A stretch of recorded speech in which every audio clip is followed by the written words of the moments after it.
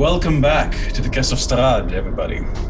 Last time on Castle of Strahd, our valiant adventurers were picking up young Loretta. Loretta was a little girl that you guys found in the meat closet, as it were, of the windmill top hags. You've discovered that Loretta was in fact a hag-to-be, a hag spawn.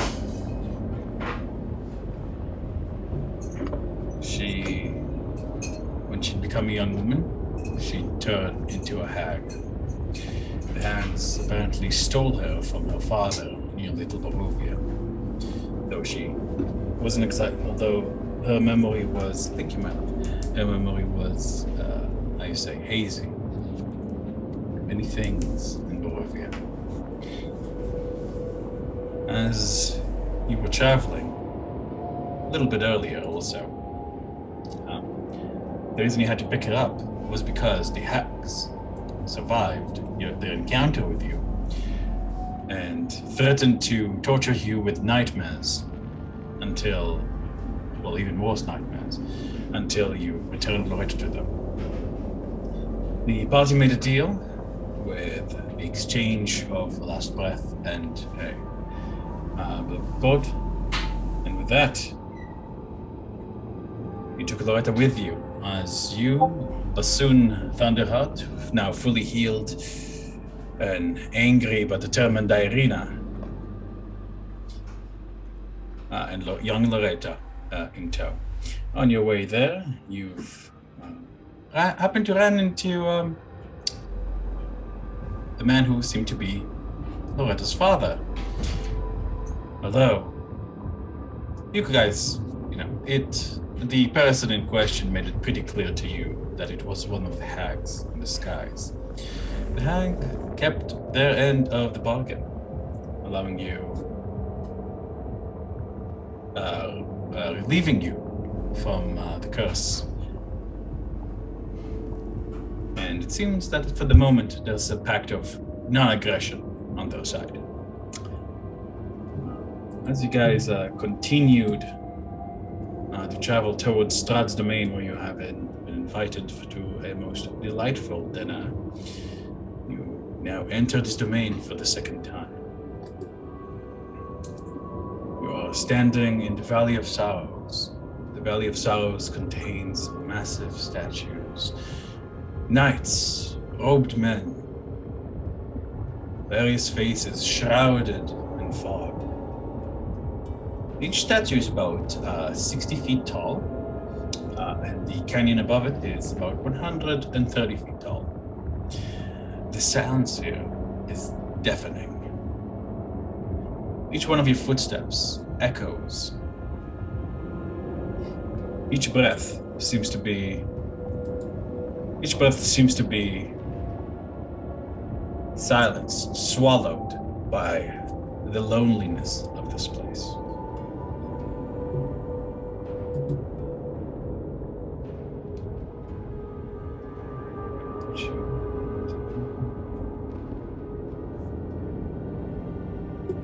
Fisk's hackles go up.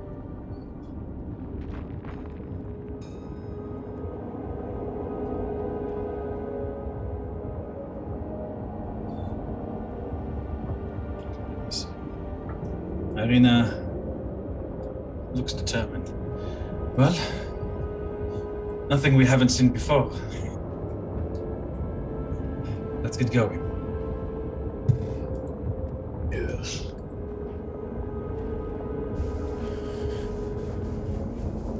Before we set off, just 1 second, please. I am going to cast Sending. Sending. Philarin, where are you? Are you okay? If you can return to Vallaki, do so as soon as you can. Wait for us. I'm sorry. Honorum.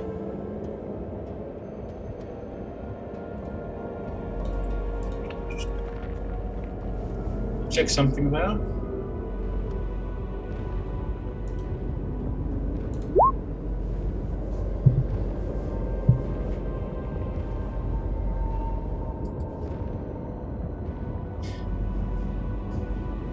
No answer is forthcoming.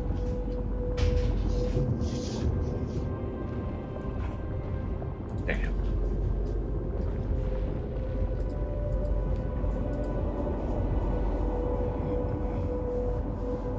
No answer.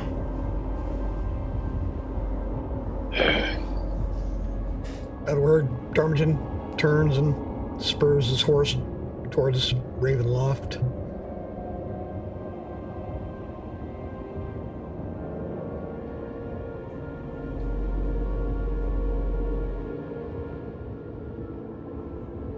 I think that.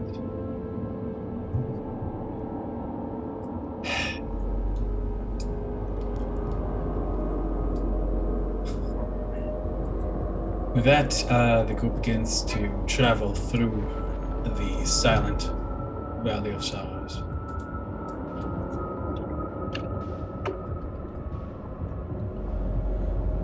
The atmosphere here is utterly oppressive. And just so you're aware, we are actually heading to the Scarecrow first. Ah, the Scarecrow first? Okay, that's going to be in a different direction. In that case, you guys travel for an hour before you guys can see the hilltop where the Scarecrow can be seen. Over here. So, in this section, like there's no statues. The Valley of Sorrows is like this way, and as far as you can see.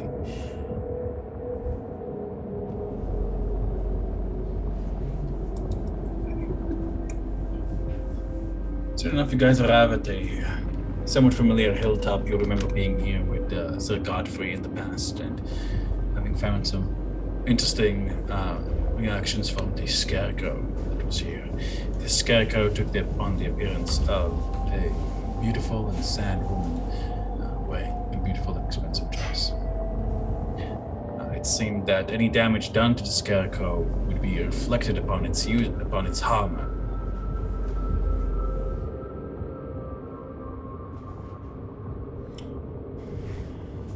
Well, shall we go say hello?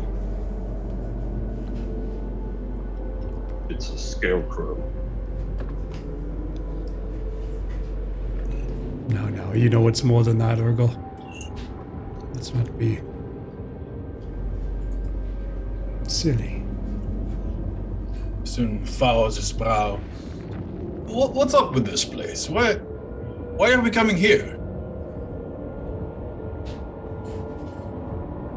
I thought we were going up to the castle, aren't we? That's the other way.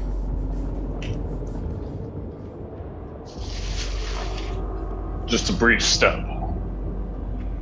Well, all right. Rovian history most don't know about. Huh. Well, what's the deal here? We believe that this Scarecrow is, in one way or another, the form of Queen Ravinovia, cursed by Lysaga. As in Strahd's mother. He turned his own mother into a scarecrow? Not personally. Holy shit, this guy really is a bastard. It wouldn't put it past him.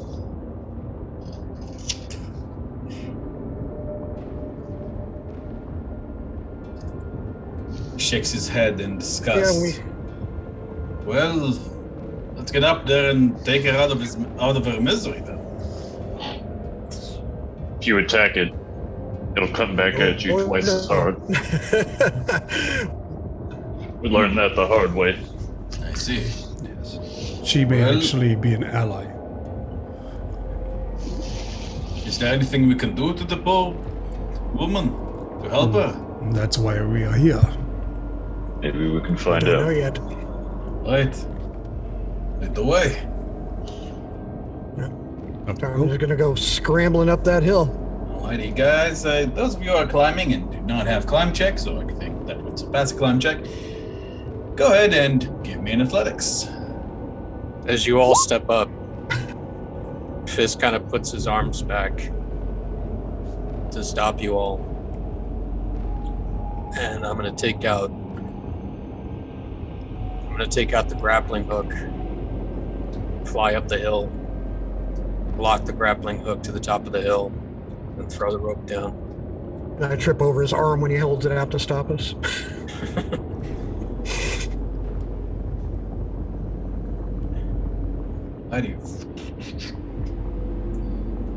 The hill isn't super high. It's more that it's difficult to traverse. Due to all the boulders and such in the way. Let's see. We'll go. You struggling. Tarmagen. Tarmagen and Varys, you almost break your necks as you stumble on stones you didn't quite catch on the misty ground. Orgo, after a couple of difficulties, you managed to make it up. Soon and Irina stay behind with the horses. Zarina, can you guide me? Yes, of course. Sorry, I'm not sure what accent Ben was given. So it was actually, oh yes, of course. It was very deliberate like that. Guidance. Does she roll the d4 or no? You do roll the d4 because she gives you guidance. Come on, guys, this is easy. Yeah, it's Tarmagen. You have Tarmagen. You have what's wrong with me, Varys? You're a hunter. You've been over way more difficult terrain than this. Ugo, you're sweating. Meanwhile, Andrew's just jogging past you up the hill, no problem. Because he's the only one using the rope. You get to the top out of breath and just be what's the matter, guys? Here's his rope, 20 intelligence. Okay. Alrighty.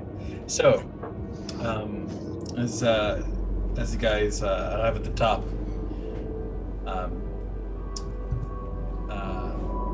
you see the scarecrow still there.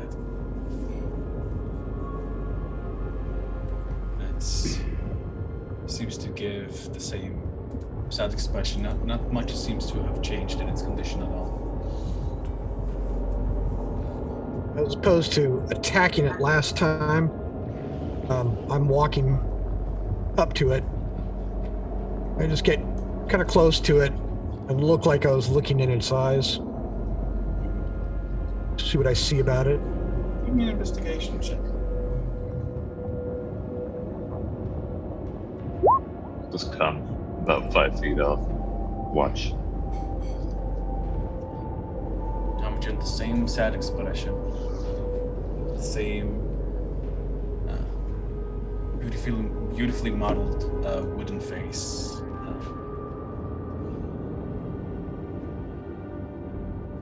Oh. You can see that despite the elements, just as before, the dress is just as beautiful as it was when it was made.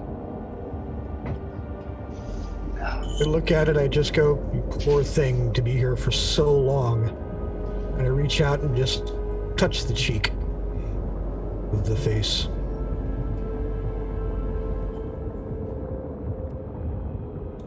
It feels surprisingly warm. Not like human flesh, warmer than you'd expect on the windswept hill.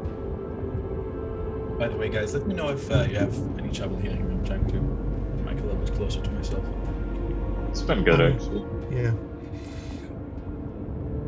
With that, I just kind of step back and I look at Honor and I go, I don't know. What can you do? I'll step up towards her and take a close look. I notice anything? Oh, sorry, I didn't mean to talk over you. Oh yeah, no. I was asking if I noticed anything different. No, you also see the same thing that you've seen before.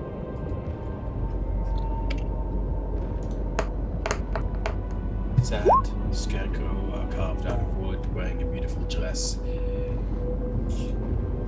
Where it's been, pardon me, where it's been embedded into the ground, you can see that the wood has grown large, thick roots into the hill.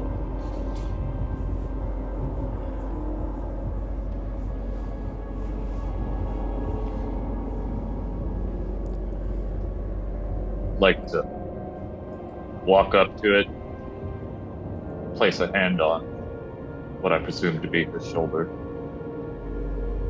and ask, while my hand's still on her shoulder, if is there anything we can do to help you?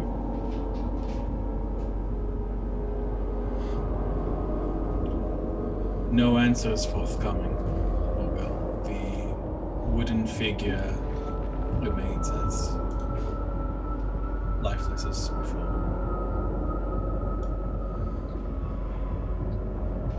Take a step back and furrow my brow. Queen. So this is a wooden statue? It's a scarecrow with a wooden. I suppose you could call it a wooden statue. I've been calling it a scarecrow because English not so good, but it is basically a wooden statue, like its arms, like this. Looks like a Beautiful dress. effigy. Queen Ravinovia. I am unsure if you can hear me or not. We know the saga stole your child from you, caused your carriage to plunge, and cursed you into this existence. We are hoping that you can help us help you to help break this curse if it's possible. If you are able to signal to us in any way that you understand what we are saying, please do so.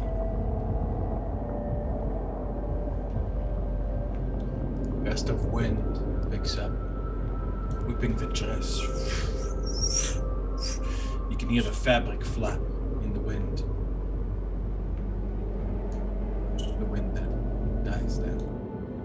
Varys is gonna walk up, pull out a little flask out of his pouch, has a little bit of holy water. He's gonna pour it in his palm and just kind of pat her on the face like that with a little bit of holy water.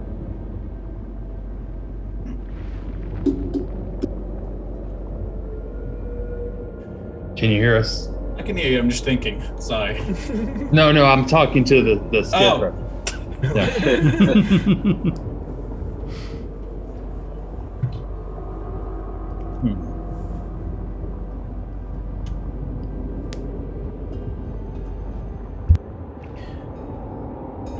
Varys, as you dab holy water gently on the statue's cheek.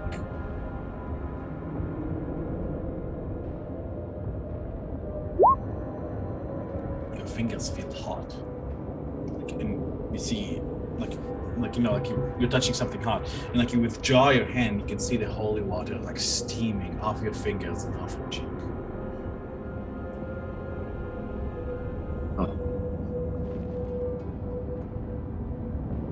All right, he'll step back. He's going to step back about 10 feet and examine his hand to make sure that his hand isn't burning.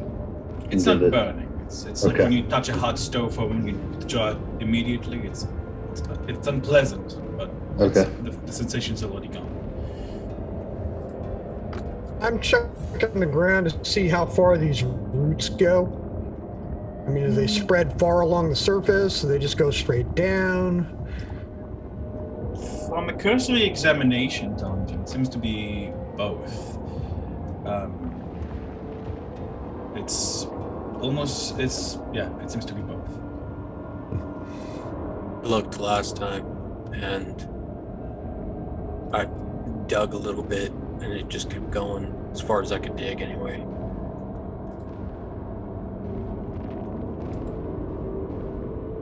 Is that spot where I dug in the dirt before? Is that still visible? That's still visible, yes. Oh.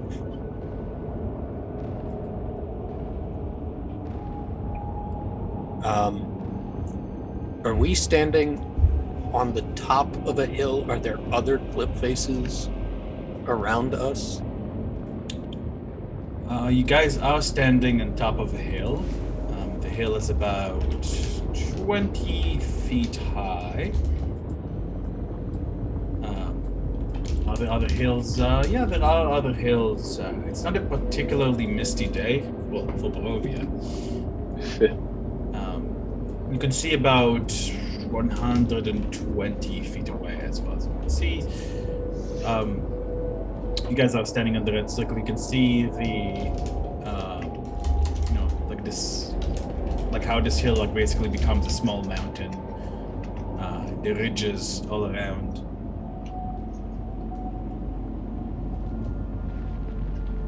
If you're holding your breath and really, really concentrate, you can even hear a far-off waterfall.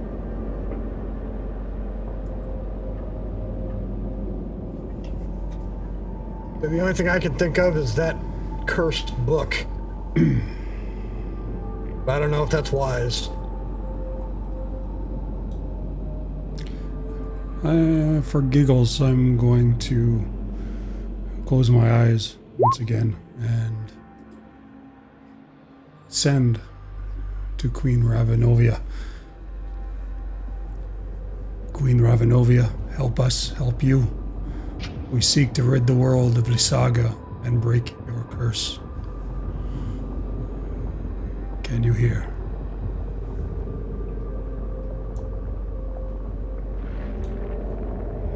I kind of thumb the little piece of thin copper wire I got from the blacksmith between my As you fingers. wait for an answer, Honorim wouldn't recognize the sound, but Kevin would. It sounds like if you like that really harsh, like electrical static sound. And then like you feel like your spell like disconnect. Like you come like you winced. That was very unpleasant. Unlike with my message to Phelan, I actually received something back this time. It was non-audible, high-pitched kind of rustling, as if you were to take a lot of paper and crumple it at the same time very loudly. It may be part of the curse preventing. Well, I think our thoughts and our feelings are right, but I don't think there's anything we can do about it at the moment.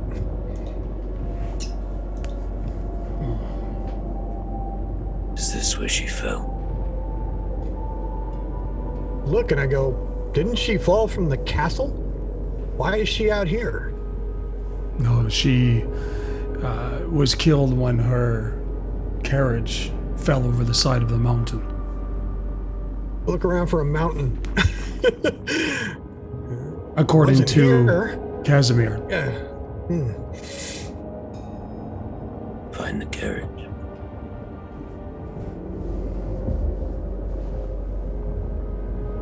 I'm gonna... We don't think she fell here. No. Perhaps somewhere along the road towards Castle Ravenloft. walk back up to the scarecrow. I go, I don't know about anything else, but I will die trying to restore this place, to restore your land. And then I scramble down the rope back to the road.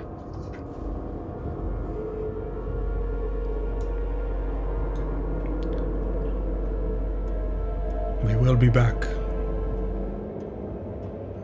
Queen Ravinovia. face. It says. What time is it, DM? That's a good question.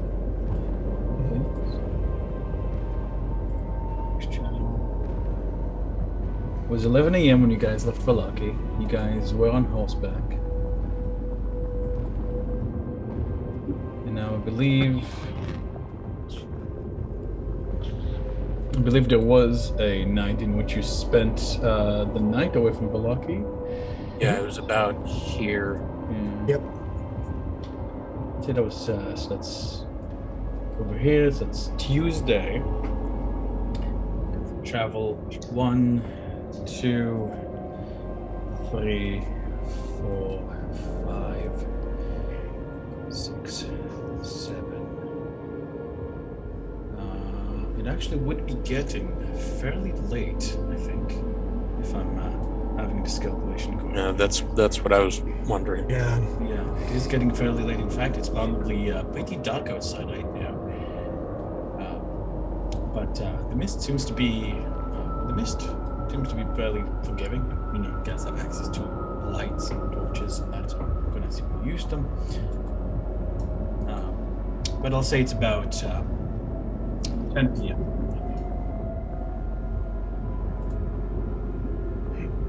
Go to places I need to make count. May as well. The dreams can't be worse here than they are other places. Let us keep the Queen company for the evening. I expected to get here quicker. Should we show up in the middle of the night or in the morning for dinner? It is what it is. I don't know if I want to show up in a vampire's castle in the middle of the night. Well, It just feels I guess what I'm thinking is, do they even sleep less. at night Are you kidding like me? we do? Wouldn't it be proper to show up in the middle of the day? They know where we're at. They're Honestly, expecting us. Varos, I'm surprised we didn't get the carriages showing up, but I guess that was a one-time deal. I just want to know their sleeping patterns for reasons. Man, well, I'd rather be fresh, or at least fresher, and not go into this exhausted. So, I vote for a night's sleep.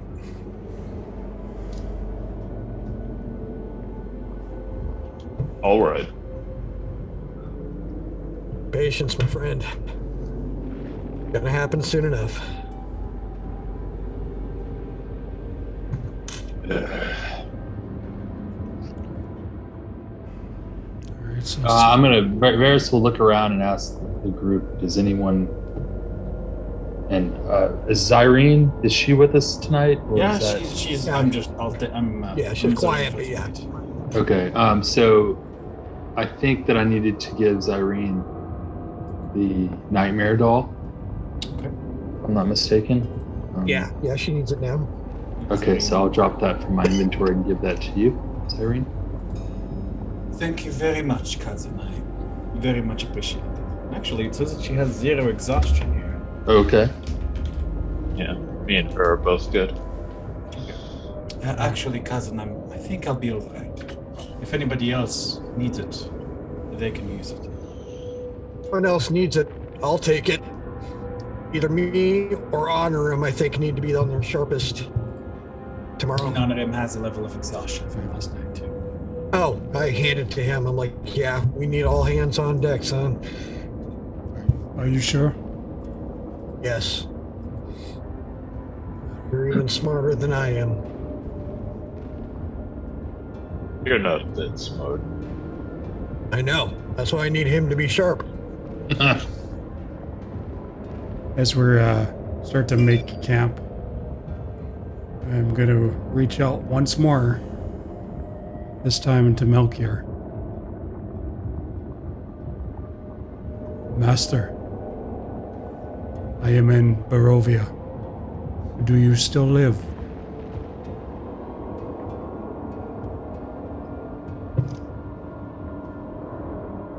No response is forthcoming. The shot.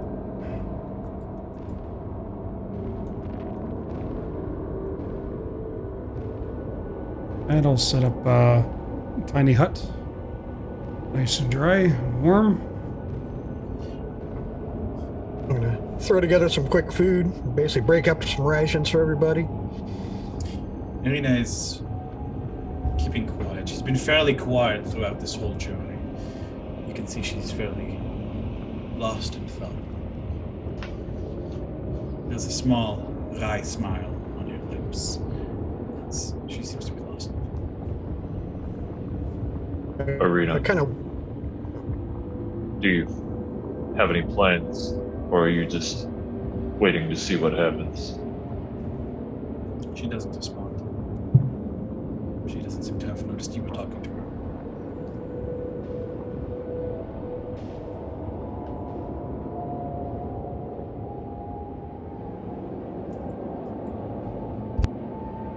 Walk up behind her, gently place a hand on her shoulder. She jumps in in an incredibly fast movement. Her rapier is like pointed back, almost at your throat. She then Put my hands up. Oh God, you startled me. Sorry. She put the rapier back. Sorry about that. Were you saying something? Said, do you have any thoughts or plans for this? What's on your mind?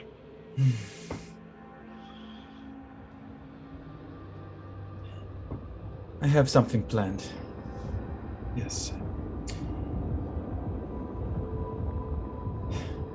Yeah, I have something planned. It's a bit of a surprise.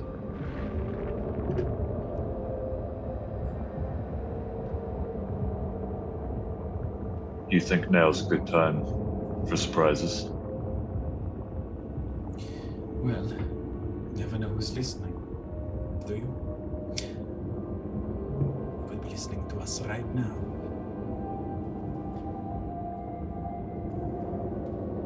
And I actually nod and walk away. Start setting up my bedroll. She look at you slightly apologetically as she begins to set up her own. I just flash a thumbs up back to her. She'll return a smile. Alrighty, guys. While Honor's setting up the hut, Fiske is going to go kind of away from the rest of the group into the edge of the darkness again. You can just make him out.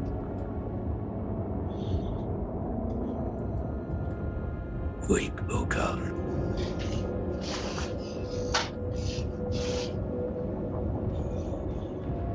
Talking to the spirit beasts. You feel its awareness like awaken in your hand with a tingle, in your mind with a tingle. It's you wear it on your back. I keep saying that you have it in your hand, it's in your back. And as I speak to it in my mind, I'm gonna start going through like the Tai Chi movements with it as I'm talking to it. You take slow, deliberate movements as the point of the spear is making slow circles and tracing forms in the air.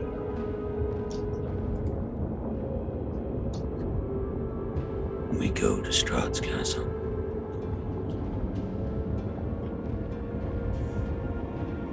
I know. I can feel him. He's everywhere. We may see Radin.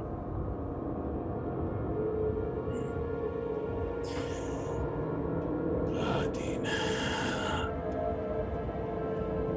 Radin.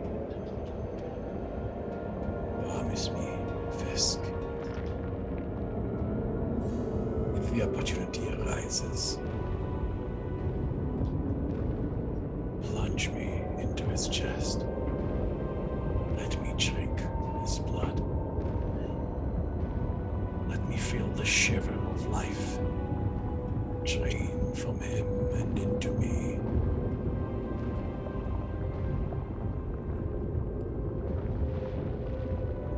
We can promise that. But only if it lets us see the opportunity.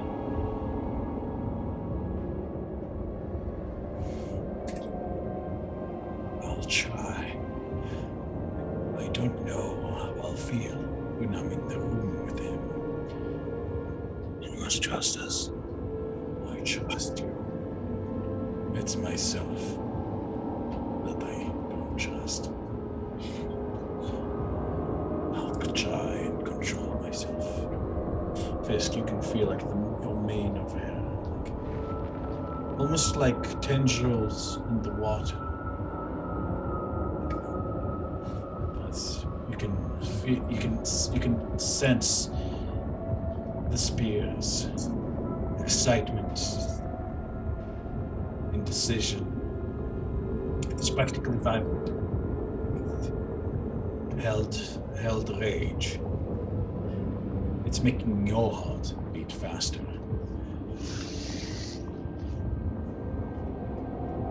My movements will start getting faster too then.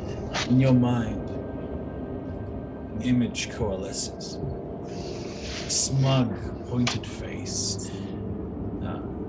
Somewhat dark, somewhat ruddy skin. I think that's the word. A scar on the forehead. Sharp ears.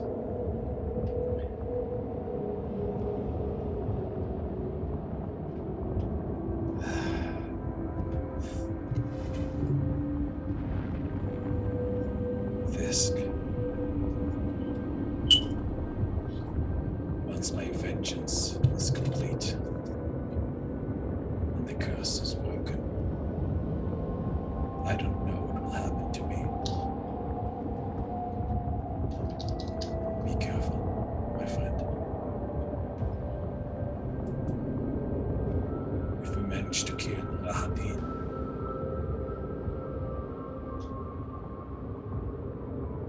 be careful.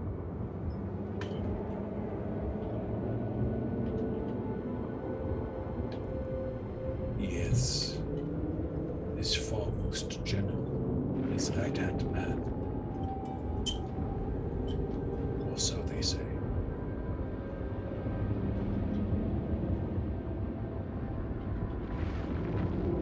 So when we go silent, you can sort of sense it brooding.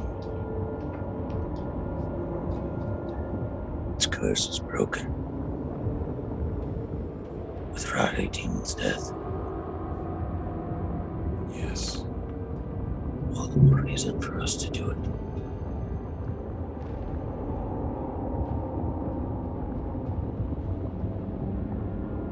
Let us show him what rage and loss tastes like. And with that final movement, I spin and slam the spear into the ground. Out of dust rises up. And then settles. And then I slow my breathing and finish. Mighty. It is exceptionally dark. And some of you guys are, setting up your camp.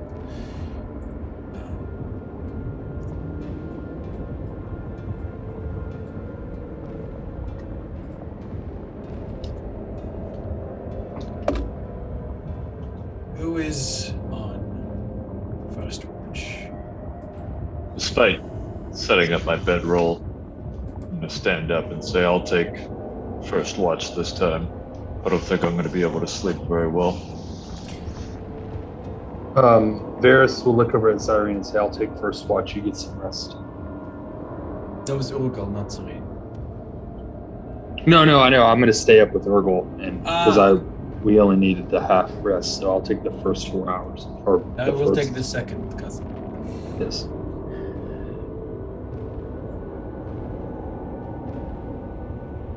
I'm gonna start slowly taking out all of my swords one by one and trying to sharpen them with a whetstone.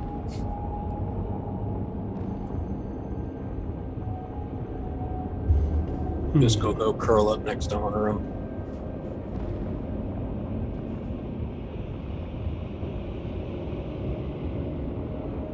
Perhaps we should. Oh, hello, Fiske. Perhaps we should send a message to Valertin, letting him know our plans. I don't know if we've talked to him lately. If you can. That seems to be broken for you tonight, but you can try. I just got a chuckle. I'll use the hard-wired version of it, and I'll use the sending stone to send a message to him, letting him know that we're camping overnight outside of Ravenloft and attending there for dinner tomorrow. This is to Octavio, yes? Yes. The answer this time, as opposed to the other times when sending tonight, this seems to be a little more productive, as the answer comes back quickly and says, you can hear Octavio's usual confident tones. Well, my friends, that is a singularly foolish thing to do. Don't die. Jim stretches out. Let us know if you need us to die with you. I think that was 25 words.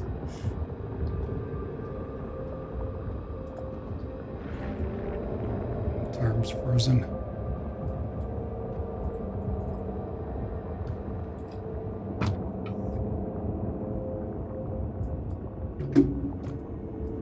I'll relay that to everyone.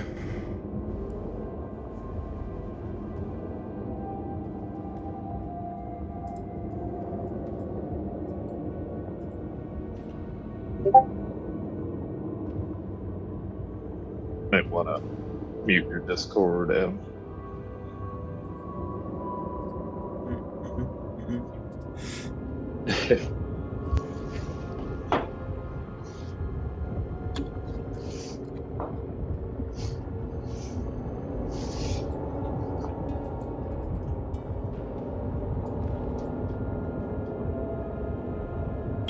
Alrighty. With that, was there anything anybody else wanted to do before we are going to begin our long rest?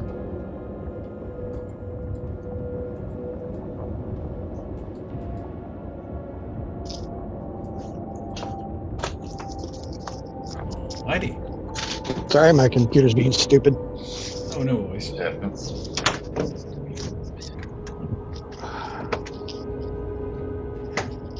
Yeah, I'm just grinding out my blades. Meantime, you overhear Bassoon tell a somewhat raunchy story to Irina. She seems disgusted. She seems, like somewhat disgusted. Like, in fact, she cuts him off, just goes like this. Excuse me, Mr. Bassoon, but I don't believe I'm in the mood for any stories right now, as entertaining as they would be to other company. So, should I, spread his arm? I'm just trying to cheer you up, lady. Sorry, jeez. Oof. Looks a little bit offended, but turns, scoots away from her, looking somewhat annoyed. She's a lady, Bassoon. Don't take it personally. I kind of pipe up, not even open my eyes. You'll understand after the dinner why she has reason to be a little on edge. Oh, maybe I can understand now if you tell me. I'm not really sure why you're here with us, Your Highness. You'll understand after the dinner. You'll understand 30 seconds into the dinner. It's just a long story. Story to tell. Well, I'm gonna sleep, so if you want to tell stories, y'all can. I kind of roll away from everybody and try and get some sleep.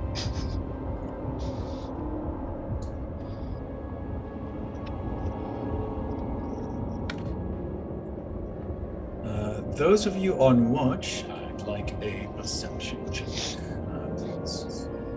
You got it. It's my strong suit, guys. Watch this.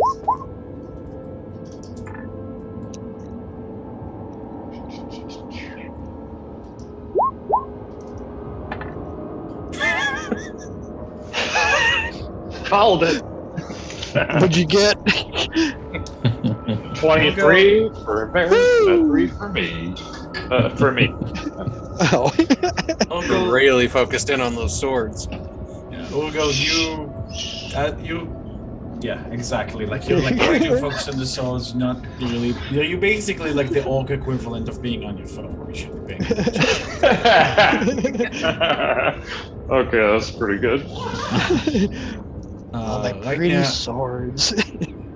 I believe Varys, you were also Varys, that's a 23 perception. Varys, you notice that it's pretty much up to you, and you're keeping a very, very sharp vigil. I got this, Urgle.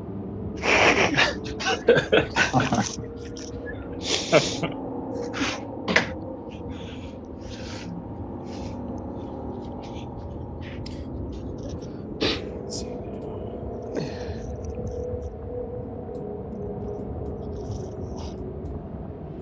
Sorry. Oh, my eyes are not bleeding. Tearing up. There's onions in the oven. The worst. You gotta pay for that flavor. Alrighty.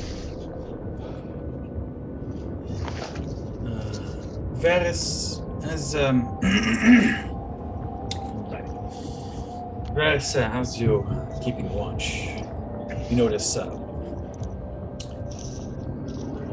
Irina hasn't gone to sleep yet either. She's staring away from the fire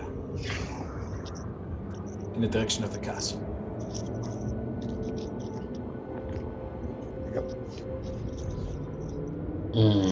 Okay. Varys will walk up, and is she sitting down or standing up? She's standing up. Okay. She I'll glances at you Varys guys. will walk up to Irina and say, "You see anything out there?" She glances at you with a smile as you approach her.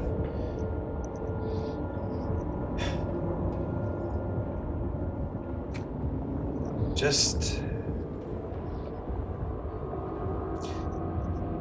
the one thing that's been occupying my mind for a very long time.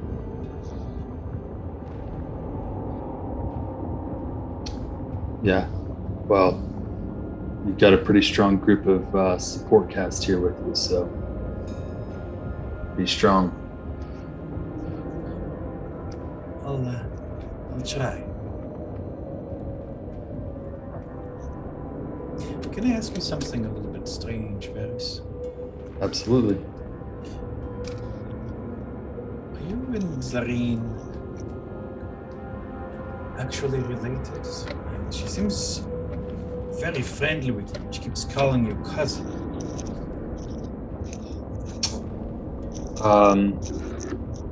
That's funny you ask, because that's kind of fucked up, if you ask me.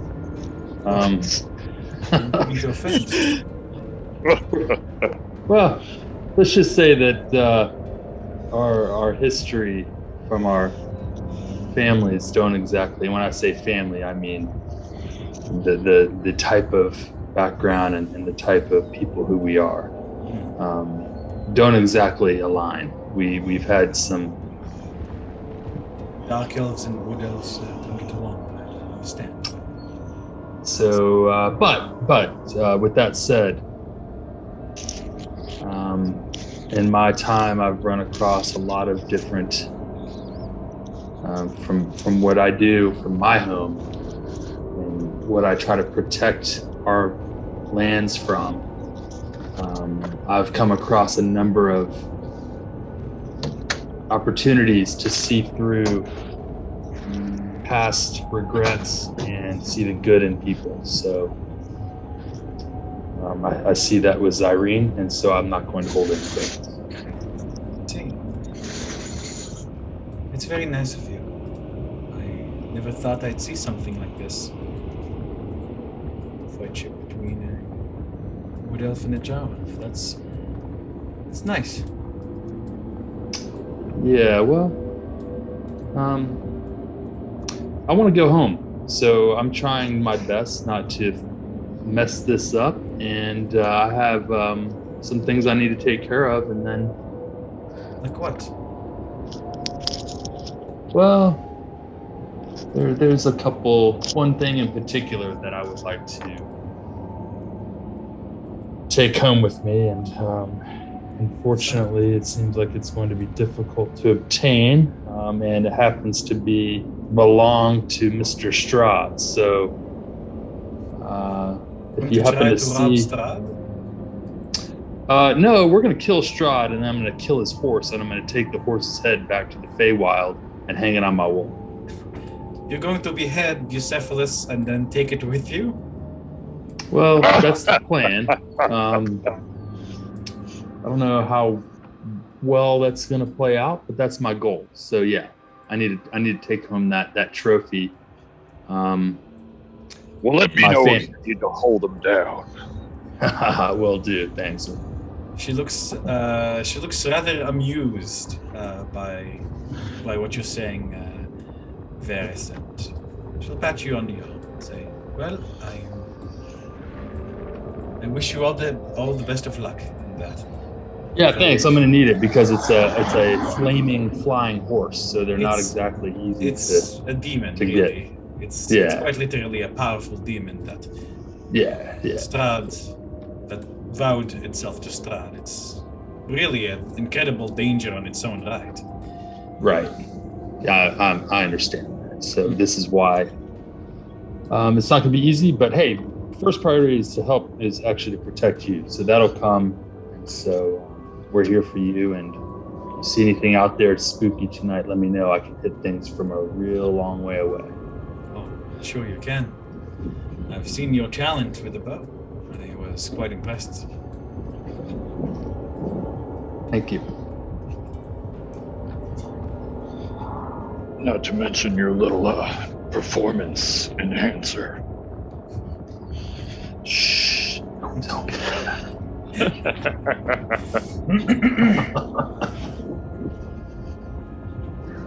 So what is it that we're really intending on doing? Do you guys plan to attack Strahd at the dinner in his own place of power? Is that really wants? I have zero intention of doing that because, like I said, I don't feel like dying. But I'll also follow the lead of my teammates over here. They seem to be on the right path. So. Wisdom can be for reflecting past mistakes. Preparation is for what comes next.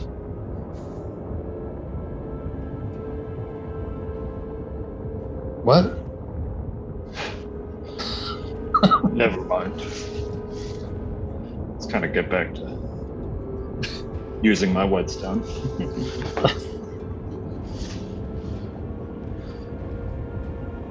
Well, a little smile on my face.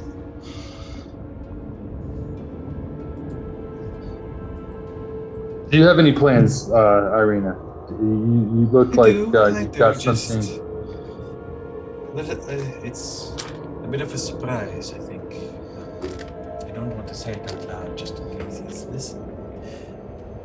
You never know how far his eyes can see, how well his ears can hear. They say the very creatures, the very land itself, has its body. And he can hear and see and know about everything we do. So I think I don't know how true that is, but I think I'll keep this one close to the chest.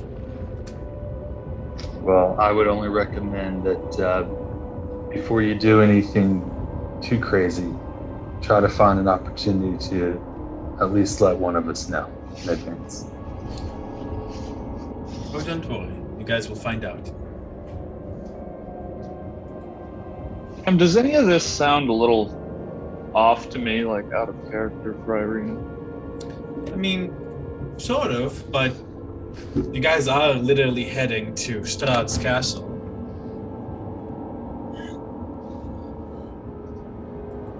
I'm just detecting an unusual amount of respect for Strahd's power is what I'm thinking to myself. It seems kind of different for her.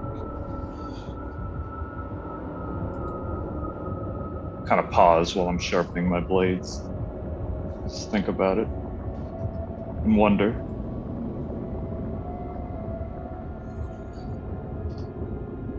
Are we inside the magic hut? I was under the impression that you guys were outside it and keeping watch. Oh, okay.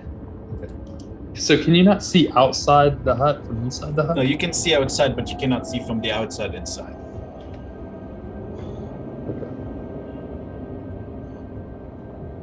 Okay. Well, Varys will say, well, it's nice talking to you, and Varys is going to do a perimeter check. Ready? I'm gonna use your previous one, so I'd say you don't need to give me a second one, of course. Marina smiles at your back as she watches you walk around in the darkness. So your eyes follow you. She gives you a smile.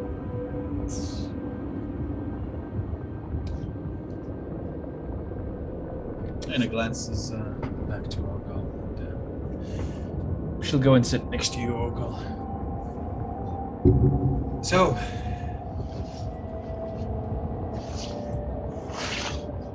how are you feeling, Orgal?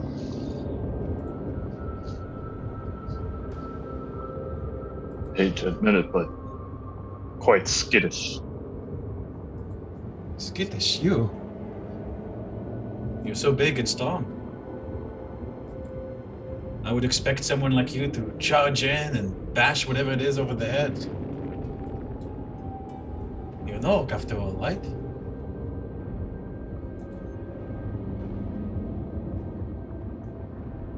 Unfortunately, She nods. I have things to protect. I didn't always used to. Things aren't the same as they used to be before I met all of you. Honestly, I can really say the same. And I bet everybody else can as well.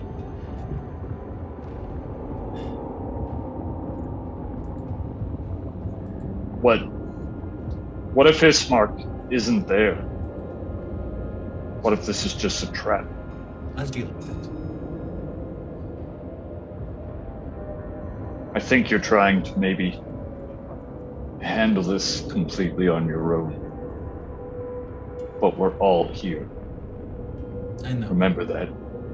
I will. Thank you, Orgal. I trust you to make the right decision, and I'll follow you when the time comes. Do you mean that? Yes.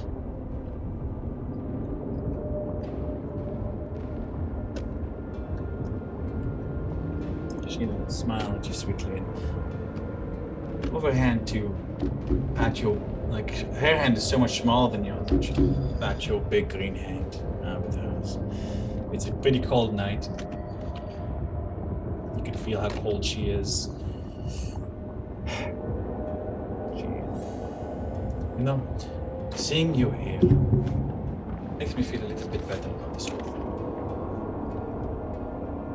And somehow, even in this crazy, faraway, segregated land, I have an obnoxious twin, so there's two of us.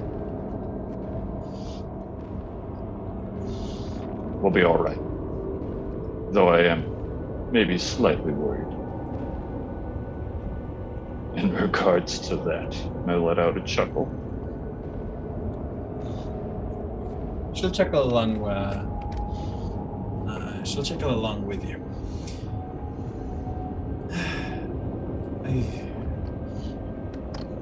I think we're going to be okay. Let's go there. Let's see what he wants. I feel like you wouldn't have bothered to invite us to dinner without, without intending to honor it. After all, he does fancy himself as a lord. So hopefully he'll act like one. I imagine he doesn't really think much of us anyways. So what reason would he have to kill us? Well, we're so much under... He's killed so many adventurers, and paladins, and mercenaries sent out to kill him over, what, centuries? You've seen you've seen the graveyards. There aren't enough people in Barovia to populate them so much. You know that, don't you? Arena, how old are you? Well, I think I'm 21 as far as I know. You think you're 21? Well, remember I was found without a memory on the edge of Little Barovia. I was probably the daughter of someone who was traveling. Does any of that sound suspicious to me? Like, out of character? Well, this is something you've known about her for a long time. Like, this is something you guys were told when you first met her. You notice she doesn't really look like anybody else. Well, I'm, thinking about it, I could be the child of an outsider. Or two outsiders. I mean, I have this hair, don't I?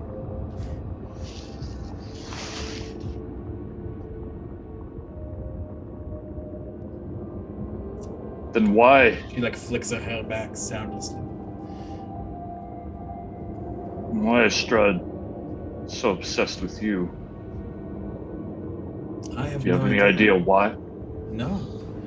I'm nothing special. I'm just a dumb, ordinary woman. I don't even look that good. You're far from ordinary, but have you ever considered that maybe there's a reason that he pursues you more than anyone else? I mean, he's a king, right? Kings take what they want. I suppose he just wanted me. Maybe because I'm exotic. I suppose I have that.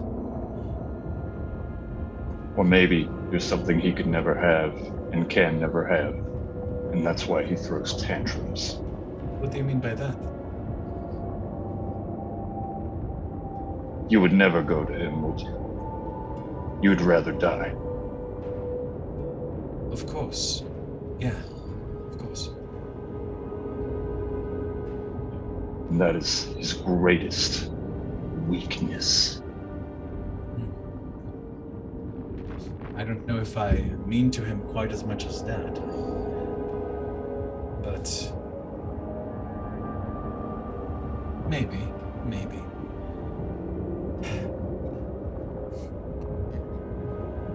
I don't know if the man really has a weakness.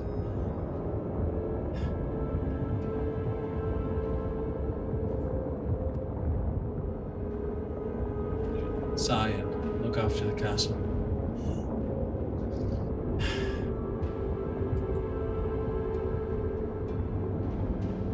Well, tomorrow's going to be a new day. We'll see what tomorrow brings. She'll put a hand on your cheek, Orgal. It's a little bit chilly. It's a cold night outside.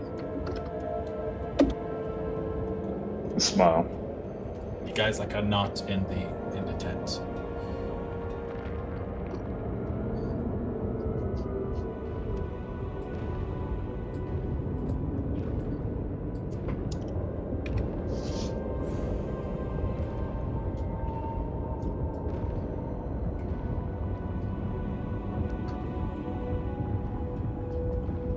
at your chin. Oh. Okay. Looking you in the eyes, you can see her rich brown and not black like most Barovians are.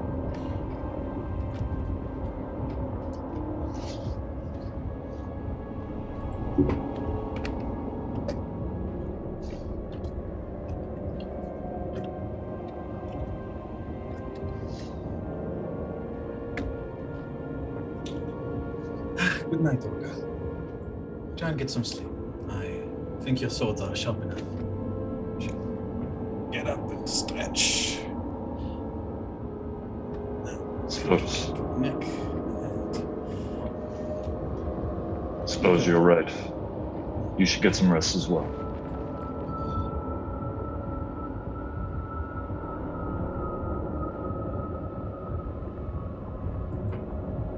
I will. Thank you. She'll enter the tiny hut where she sets herself up under the privacy screen using her tent. Such a diva. And I'll lie down for sleep. I'm assuming you're entering the tent as well, right? Oh, at the I'll probably be like waiting for around 4 hours at best, I suppose. Okay, because you are When we're rotating, I'll go to lie down. Right. In that case, for now, I'd like everybody to give me, everybody who is not on guard at the moment, please, give me your wisdom saving throws. Oh, thank God.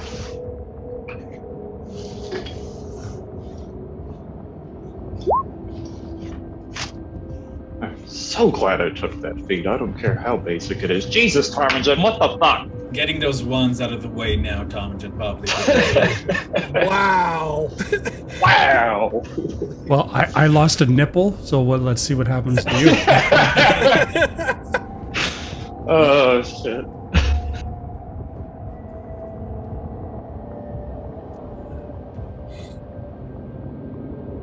And I've got the doll, so no room. Of course. Okay, so that's Tom, Fiske, Urgal. Yeah, Varys, do you want to go ahead and do yours now? I'll just do you all. I'm just gonna roll Zareen for her, Yeah. and I'll do Bassoon as well. Pardon me. Oh, yes. And Irina. Oof, it's a 6. That's okay, so let me see. I have my worksheet out for me.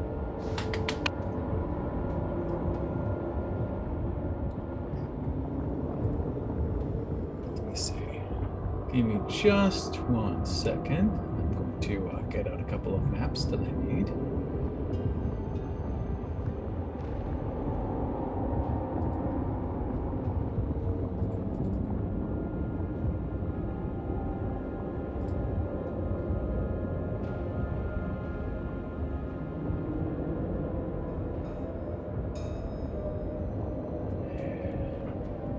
Wait, technically, he only needs one testicle.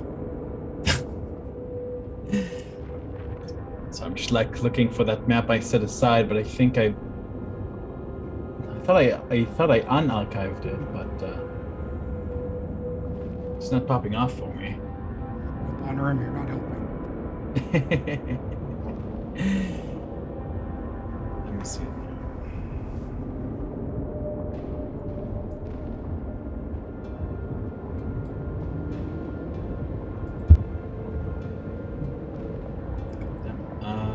One moment, guys. Technical difficulties. I don't know why mine was set to GM, but I rolled a 4. Yeah, I saw. Oof.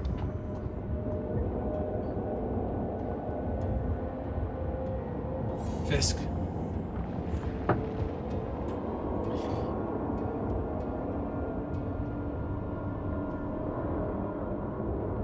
You wake up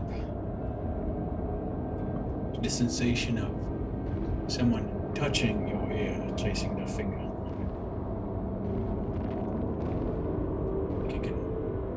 You are, as you open your eyes, And you can see Irina over you. You are completely paralyzed and unable to move. She traces around your eye, down your jaw, past your whisker, with both hands until they reach your throat. You can feel her begin to squeeze.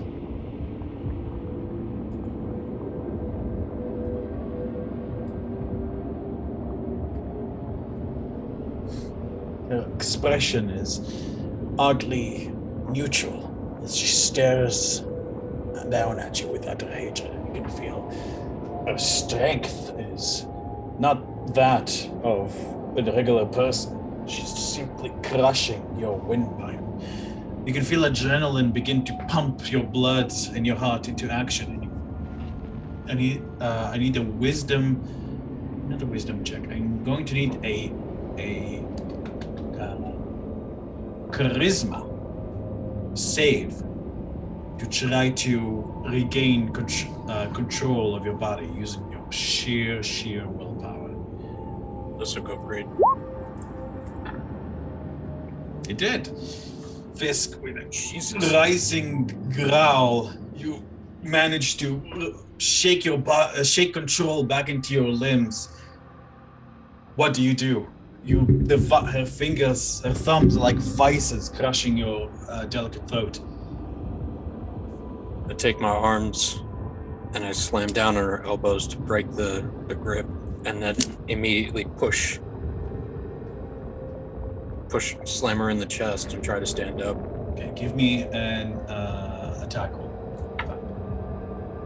For now, you're considered grappled, by the way. So we'll see if you manage to beat her DC. Fiske, you bring your arms down, but it's like hitting stone, and you can feel her grip growing tighter. Like you're starting to black out. You can see now her face is no longer neutral. You see a grin go onto her face, and you can slowly see her face changing into that of Fiona Vactor.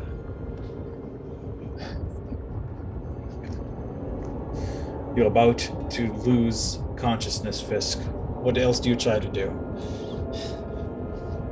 Her eyes are crazed and bugged out. You can see a little bit of drool dripping down like onto your face from the corner of her mouth. What do you do, Fiske?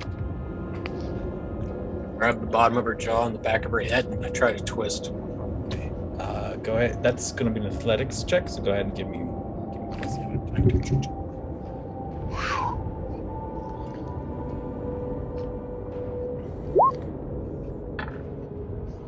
17. Grab. As you're about to black out, then you twist a loud crack of cartilage tearing, muscle snaring, bone separating. Immediately stand up and look around. She falls to the ground like a puppet whose strings have been cut. You can see at the moment Honorim and the rest of them are still asleep. Varys isn't inside. He was still watching. You look down and you see Irina. No longer looking like Fiona. You realize she wasn't even over you. Like you're looking over, like you're finding yourself over her side of the tent where she was lying down. Except now her neck is completely broken, facing at an odd angle. Tears of betrayal going down her face, her eyes open in shock.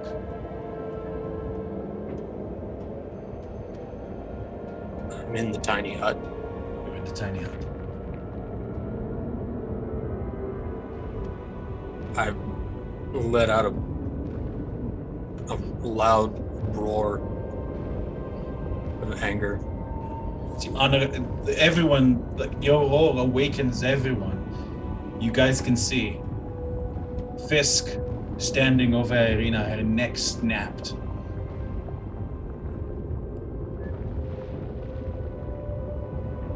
No! Jump up. Run over. Examine her. It's clear to you, Olga, you've seen this kind of death before back at the arena. There's no coming back from this. Her head is completely dislocated. She's almost completely facing the wrong way around. And you can see like her bone poking in. Like you can see a strange distension as a bit of her bone is distending the skin of her neck. What have you done? We were dreaming. I'll get up and go to Fiske, grabbing him by the shoulders and shake him. Wake up. Fiske, wake up. Fiske, as far as you're aware, he was weak as can be. You blink. You can feel a strange numbness overcome you as you look down at Irina's lifeless body. Zarin's looking at you with horror and disgust. And you can see Masood slowly reaching for his greatsword.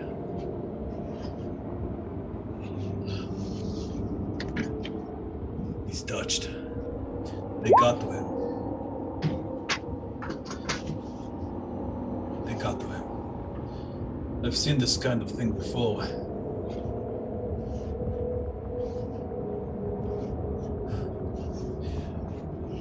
We're putting Teleport. him down now. Teleport. I teleport into the darkness Fiske, and just run as far as I can. Fiske. You guys see Fiske disappearing. As Bassoon brings down the sword a second too late. Fiske, you run and run and run. You're not looking. You're not looking where you're going, and as you run over a cliff, falling into infinite darkness, I'd like you to take a single level of exhaustion.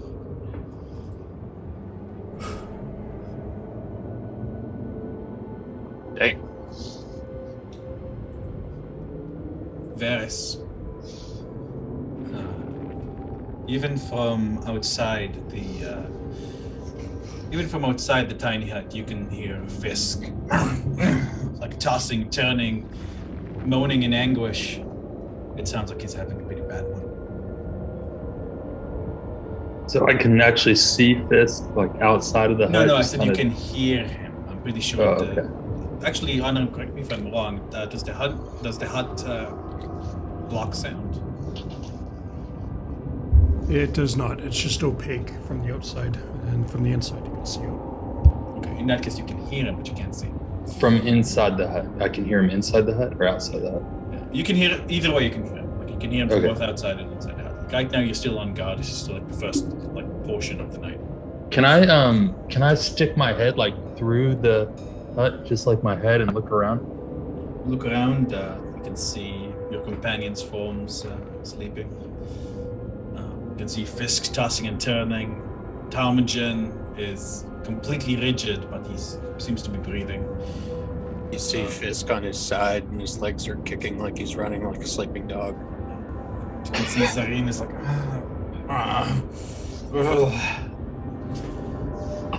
I'm assuming it's almost halfway. Like, can I wake up Zareen, or is it? It's almost. It's been 3 hours, so not quite yet. Okay, I'm gonna go over and actually sit down on Fiske's next to Fiske and scratch him behind his ears. Oh, lady. And just kind of talk to him, say, "It's all right, buddy. You'll make it through this."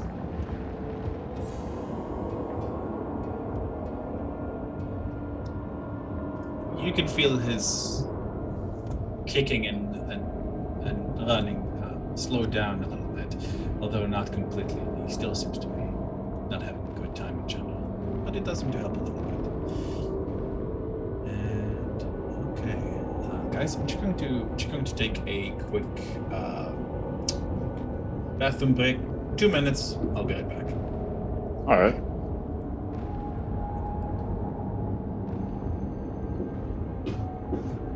Wow. He's pulling out the big guns tonight, isn't he? Yeah, mine wasn't even a nat 1.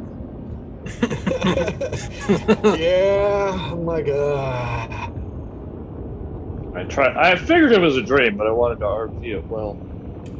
I feel like that was pretty good. Like, I was pretty sure. I wasn't entirely sure. I didn't actually like threaten to kill you just in case. I was just like, no! What have you done? Yeah, no. I mean, if you had, I totally would have gotten it. just wow. Jesus. Whew. Double nat Oh, yeah. one. What the fuck? Yeah, it was rough, man. Hopefully you get a nat 20 at dinner, for fuck's sake. Jesus.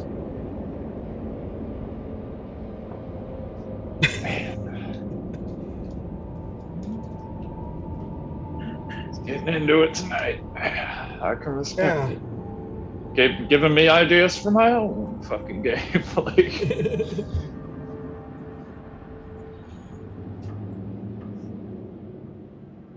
definitely like how he has been taking the nightmares further lately and making us pretend that they're real until the very end. It does Yeah. make them better. It's pretty smart.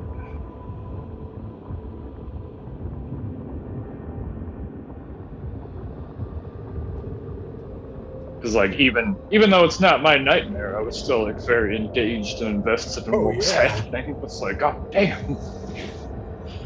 Yeah, I'm like, what the hell would I do? You know, it's like, Yeah.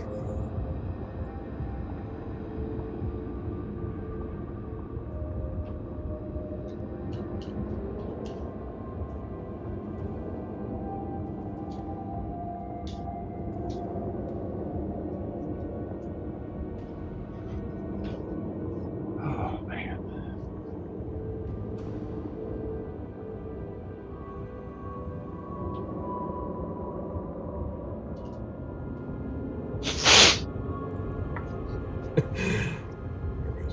Hey, All right. I'm back. Yay. And let me see now.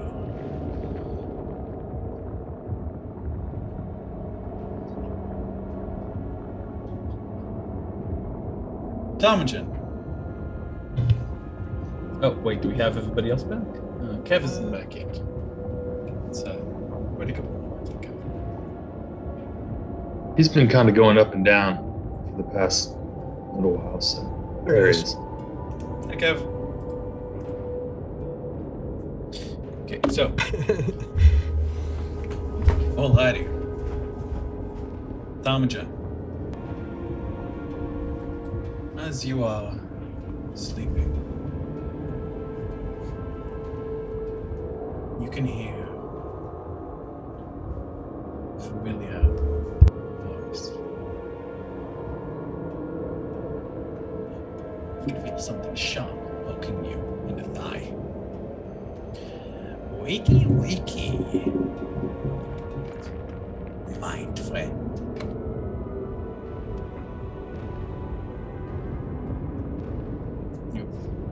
Startle and you open your eyes. You look around. First thing you see, Tarmagen, is Dirt Mind in his massive form. Muscular, aggressive, with massive claws after he fed on your mind secrets. You are strapped with iron chains inside the second floor of the windmill. You can hear a slow creaking grind as the windmill's blades turn. Slowly but surely.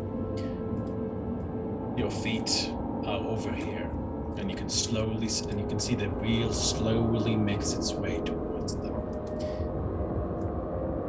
Dirtmind claps with glee.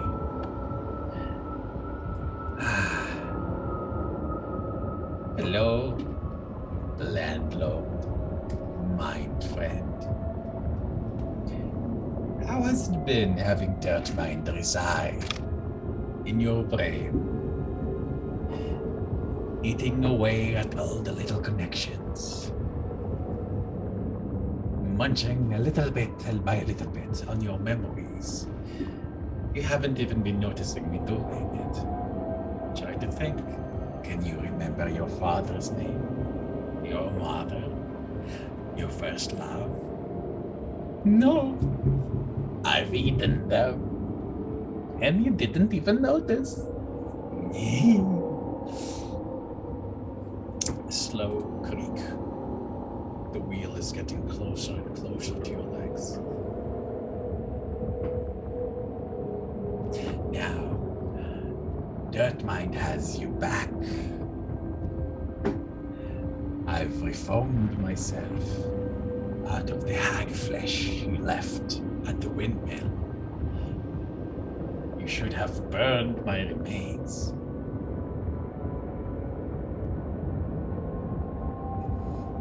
No, you're gonna die anyway. Enjoy Die? your snacks. When I'm so strong now? No. He seems positively giddy at your words. You are the one that's going to die. That wheel is going to crush you. Feet, bones first, and it'll make those little crunching sound I like so much. And then your feet and your ankles. Ooh, that's going to hurt. It's really going to hurt. And then your knees will snap and crush into powder. No more fancy football for you. No, no, no. No, no, no. No, no, no, no, no.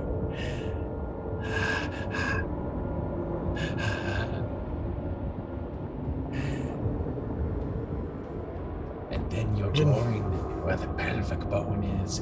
You've seen what happens when someone tends to interrupt the drug trade. A guardsman that knew too much and needed to be taught a lesson. Remember when they had the horse step on this pelvic bone and shatter it in half? What am I saying? You don't, because I ate that memory. Yeah. But Dirtmind is a good friend, a merciful friend, a kind friend. Let me eat.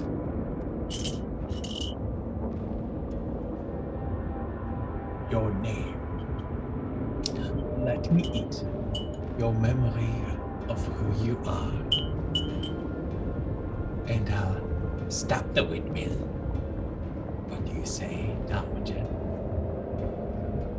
To go to hell. The last time you agreed to something, you broke your word.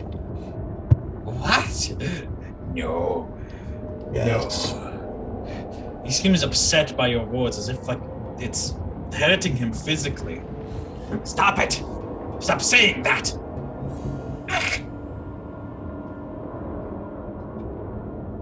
You can feel Madam, the am I iron getting to chain you? shaking as you say that.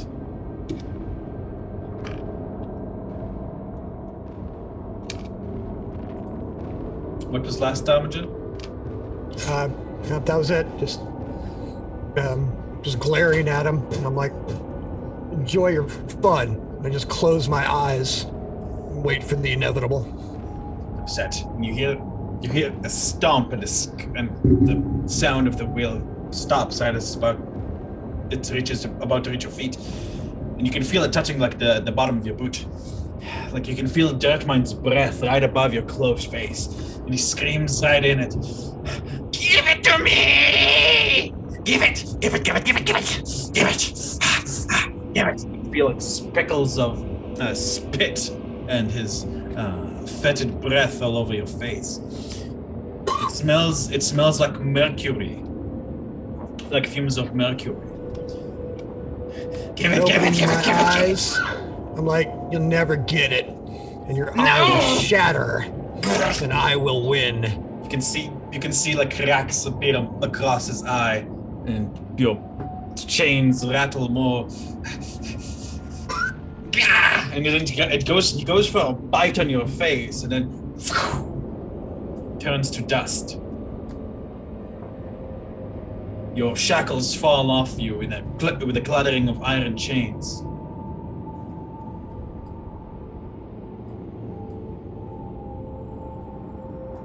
Stand up. Just a loud go. I know this isn't over. Do I hear anything? Yeah, you can hear actually your friends talking below. You can hear Fiske, Orgel, Honorin, Varys, even Feylaren.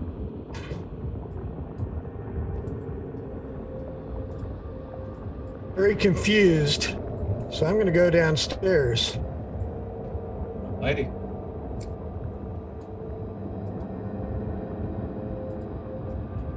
I think I'm putting them in the wrong layer. Just 1 second. Let me move you downstairs. Just 1 minute, please. Yeah, you go downstairs where you see, like, all the way downstairs. There's you can see the place has been. Like someone took like some of the oil that the hags had and simply spraying it everywhere, on the ground, on the floor.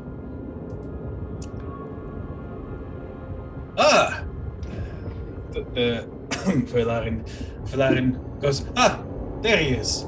You guys have been waiting for Tarmagen to come outside as he was finishing setting up, drenching the floor of the second floor of the windmill with oil.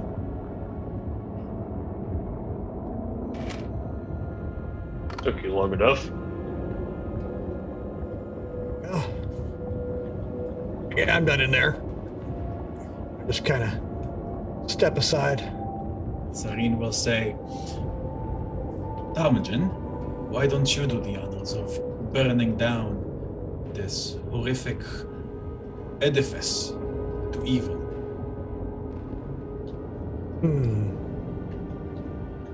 Look up at the lighthouse. Look around at everybody.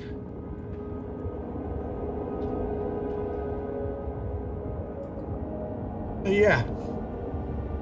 Why not? Tarmagen, you take out your whatchamacallit? I was going to take out my rapier and use green flame blade since it's fire damage. Just as an ignition source. Sure. Make it nice and symbolic. Yeah, go ahead and give me fire damage from your green flame blade. Okay. All right.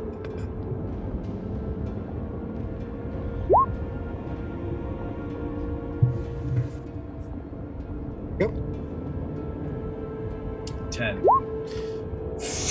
You stab your sword into the floor, a particularly wet oil patch, and it conflagrates in seconds. You can see the fire racing up to the second floor. And Varys, you begin to smell smoke. Where there's smoke, there's fire. Mm-hmm. It's coming from the inside.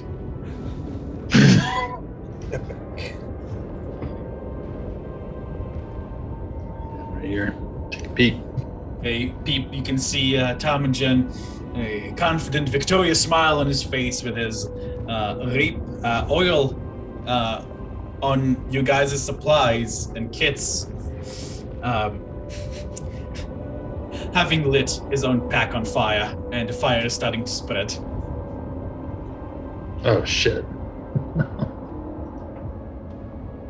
Tarmagen, for your part, you turn around in victory, and your jaw falls in shock as you can see your friends have all caught fire. All of you are covered in flames, and Tarmagen, you feel a tinge of pain and you realize you must have soaked yourself in oil as well, as you are beginning to catch fire as well. Oh, Wow. crap. Start batting the fire out. You start batting at the fire, but it's only making it go worse and worse. All of you are in incredible pain. You hear screaming in agony.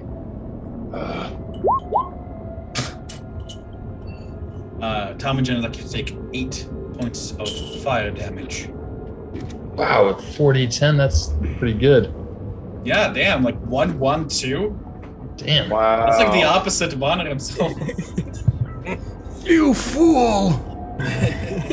At this point, I'd say that with Varys raising a ruckus, you guys can all see like what's happening, and I'm going to need dexterity saving throws from you guys who are attempting to put out the fire. All right. You guys yourselves are not on fire yet, thanks to Varys' fairly high passive perception in this regard. However, your packs may be damaged. Fiske, you almost catch fire yourself. No, because of your fur. No, I'm still out. Oh god, I'm still running. I'll use control flames around me to put it out. I don't even notice the fire. Nice. With that, okay, Honorim, you use control flame and slowly and manage to eliminate it. Tarmagen, I'd like you to take a point of exhaustion, please. God damn it, Tarmagen! Tarmagen, the harsh voice wakes you up, shakes you out of your nightmare. You guys see Tarmagen just like standing there, rapier in hand, looking confused. Take my head. Put my rapier away. Shake my head. Making sure the fire's all out. Like, I'm going back to bed. Fuck Barovia. Anybody else tired of shitty things happening while we sleep? Tarmagen, I'm afraid that you would have lost your your charcoal and incense, as well as had your thieves' tools kit damaged. Both kits or one kit? I wasn't aware you had. Yes. Well, I wasn't aware you had two, but because your pack was basically the one that was closest to you and the one that got started with the fire. Yeah. I'll probably say both kits. Okay, no, that's cool. Which reminds me, I'll discuss it during the break. But for now, just note that they're both damaged. Pull the good tools out of one, and the other make one good kit. Well, we'll get to that in a second. But you can sort of do that. No worries, I got it. I'll explain in a bit once we go on break in a few. There was that, and what else was it besides them? The charcoal and incense you had there. Oh, okay, thank you. Yeah. Alrighty. And if you had any clothes there that you were packing, probably damaged as well. Yeah, that's what I'm wearing, but yeah, and they look like shit already, so I'm not surprised. So, you guys put out the fire, Tarmagen. You took your level of exhaustion. Yep. Okay. I think with that, it was everybody's nightmare who failed. That was Tarmagen, that was Zareen, and that was Fiske. Tarmagen. Yes. Try to calm down. This has been an upsetting experience. It seems that the nightmares are growing more realistic. They begin to feel more real. It's one of those things that when you awake, you realize that you were dreaming. But while you were dreaming, it just feels so real and so natural that part of you that knows this is nightmare is just completely disconnected from your regular mind. Tarmagen, you try to close your eyes and focus. You try to calm down. Tarmagen, give me not a wisdom saving throw, but a wisdom check. Can you roll that? Go ahead and roll that. I'm taking the Oh. trash out of to do this. Oh, sure, no problem, no problem. In fact, I'll roll it to GM. Okay. Oh,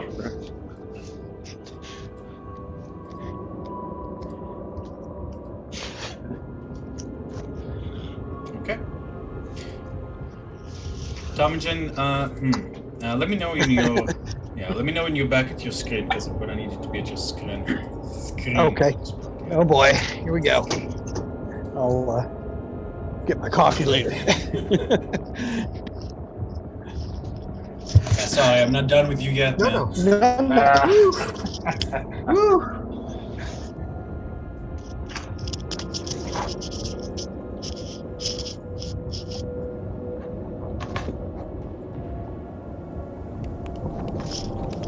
Okay. I'm here. Oh, I'm getting a double.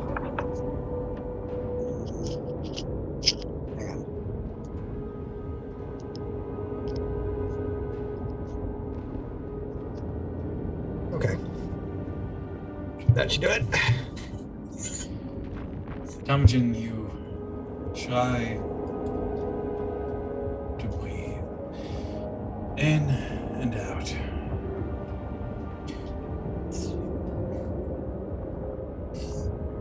You've been in scary and stressful situations before. You've been through things that shook you. This isn't anything new.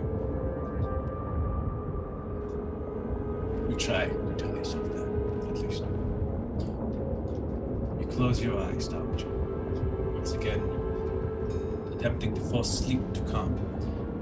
Trying to ignore the scent of burning tears still hanging about the tiny hut.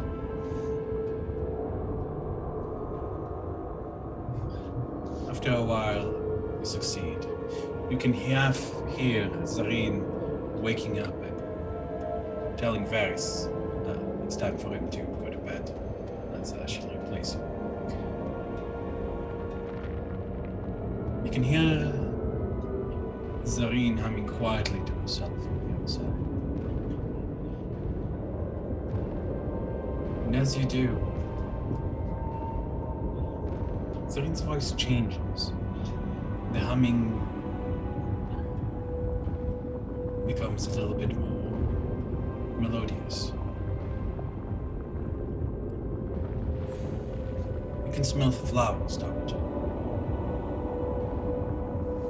You can feel something hard on your back as you kind of turn to the side and realize the ground is still hard and your blanket's gone.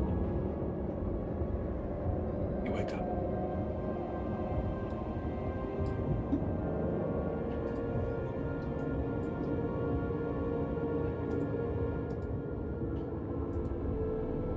Oops. Well, that fucked up.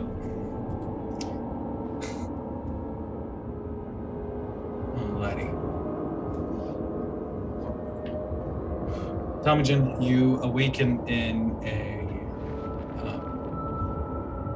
what seems to be a strange chamber. Its floor is crystalline. Its surfaces are infinitely reflective. You can see white roses, giving off a gentle, pleasant perfume. It's not cold and it's not hot. It's particularly pleasant in here. What's above us? Is it a ceiling or sky or what? You look up and you Above can me. see infinite darkness, studded with mist, studded with stars, somewhat hidden by mist.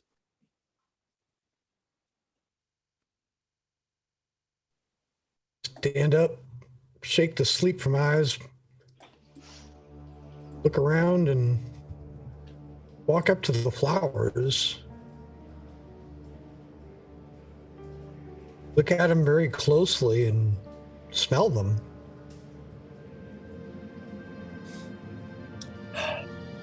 They smell really good. A sweet smell. Not the sickly sweet of death. Simply that of flowers. You will realize it's been quite a long time since you smelled this. You can feel a pang in your heart.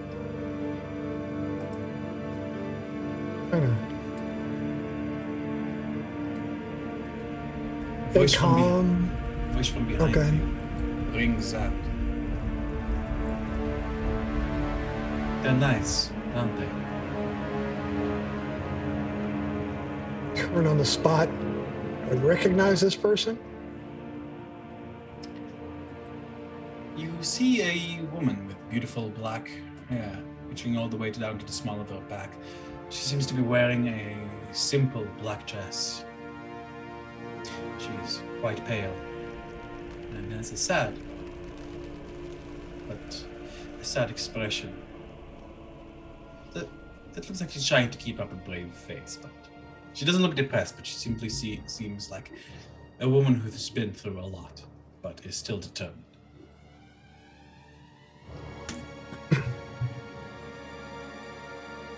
Hello. Just walk a little closer. Hello there, Tarmagen. And who am I speaking with? You know my name. You've spoken to me earlier today, though I was not able to answer you or your companions. Immediately bow and go, my queen. I haven't been the Queen of Ravenloft for a long, long time, although another part of me is a different kind of queen, by a name you might yet know. I can feel my greater aspect out there, making the outside world a place that's safer, that's better, as different as possible from Barovia, from what my son turned it into.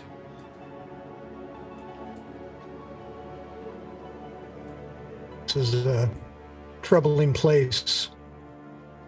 I didn't fully realize how far from home I was until very recently. You are as far from home as anyone can ever be, Tarmagen. Both you and your friends, and me, and my son.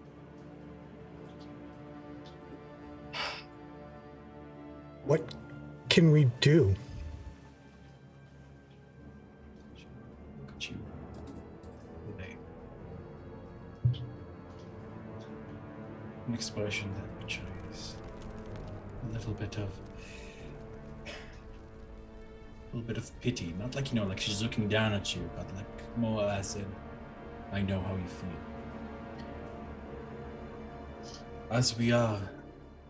As I am cut off for myself. Not much at all. But not much at all is not the same as nothing.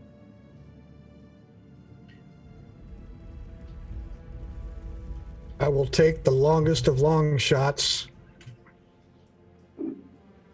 Because if I don't, I'm going to die here anyway.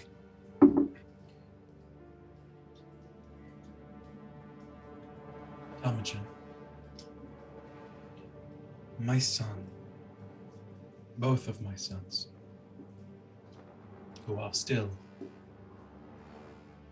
trapped here in Barovia, I've gone through a lot.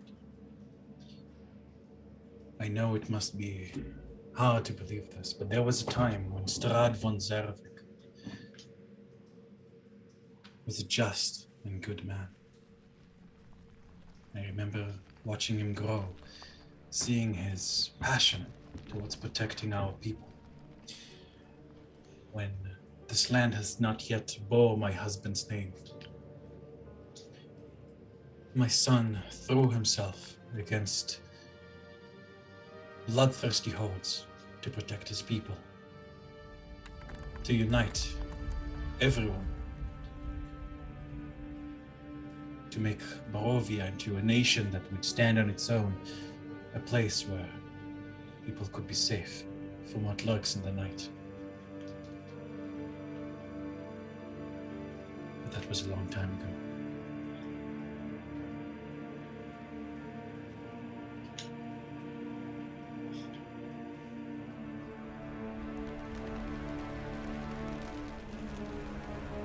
There was once a woman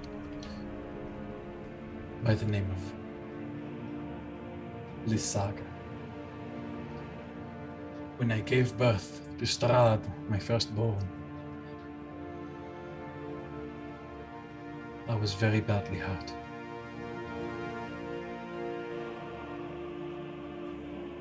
I was unable to nurse him and nurture him. I've nearly died giving birth to my son. The saga was recommended to us as a nursemaid. Strahd fed on her milk as he grew into a young, smart, and kind boy.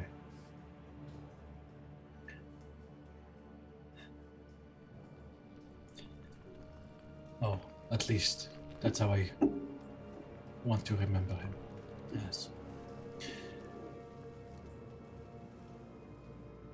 Saga was obsessed with my son. I would catch her glaring at me with hatred. Every time he held my hand, every time I embraced my own son, she was jealous. I could see it in her eyes. She was very close to him. And I'm afraid that he saw her as his mother more than I. After all, I could barely hold him until he was 10. It took a long time for me to recover.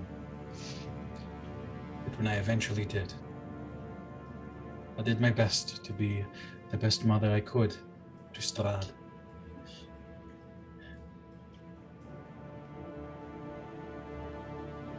Eventually, he warmed up to me. Baba Lysaga did not like that. My husband caught her trying to poison my wine and banished her. He was going to have her executed had Strahd not begged him to spare her and simply exile her from the palace, from the grounds to the farthest corner of Lazaria. I thought I'd never see her again as she swore vengeance on me, spitting curses. Time passed. Strahd grew into a strong, confident man. He became the leader of our armies, our foremost general. He excelled in anything and everything he tried: magic, blades, tactics, statecraft, everything.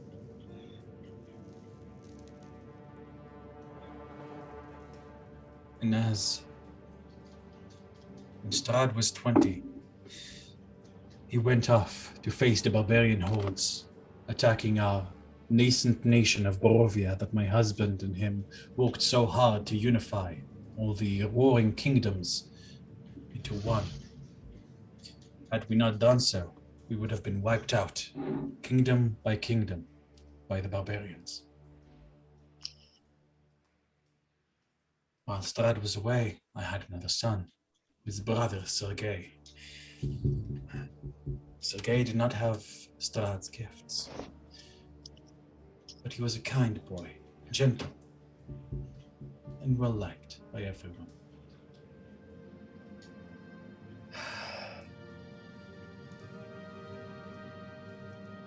She sighs despondently, seems to gather herself.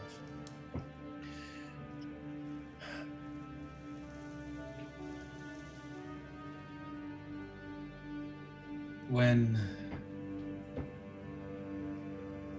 my son, Strahd, said he conquered the barbarian hordes, and to celebrate, he ordered the construction of a large and beautiful castle as a gift to me and his father, Castle Ravenloft, where you now head. On the way there, my carriage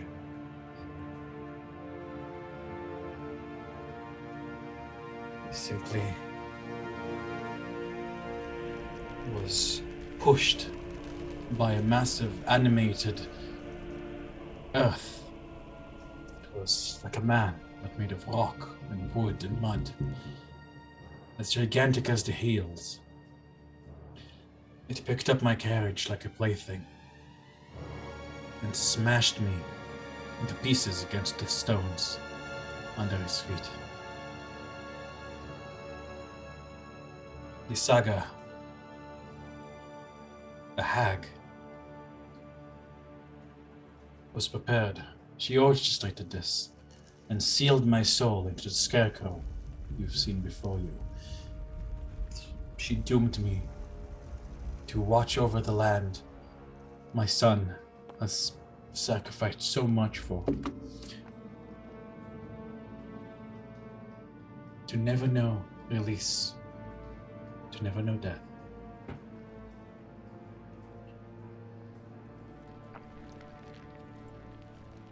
In doing so,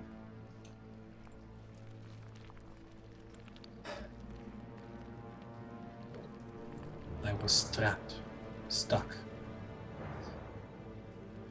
But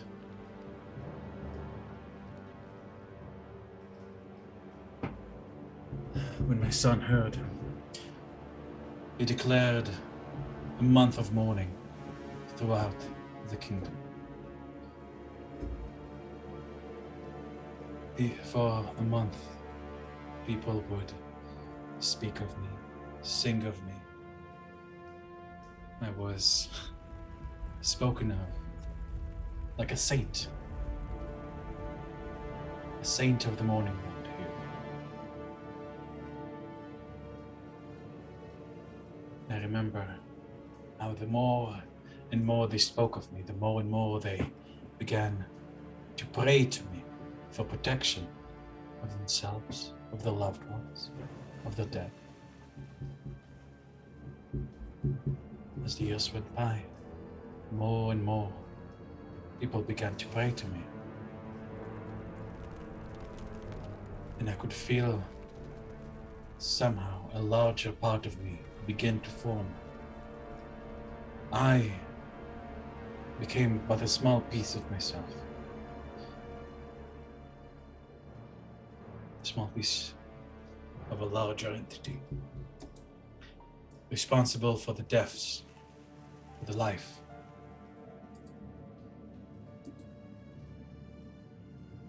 And to protect everyone from the undead.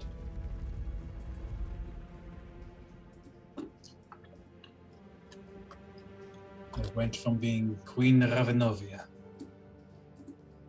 to what they called me for a long time here in Barovia. I've become the Raven Queen. And as she says so, Tarmagen, you feel your perception begin to shift as the room you're standing on transforms. You realize you're standing not on... well, 20 just crashed. You realize you're standing not in this crystal room as you believed, but in the hands of a massive, pale woman.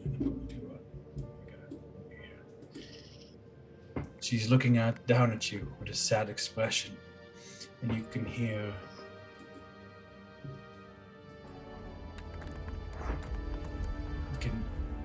the sound of ravens far in the distance. The vision dissipates.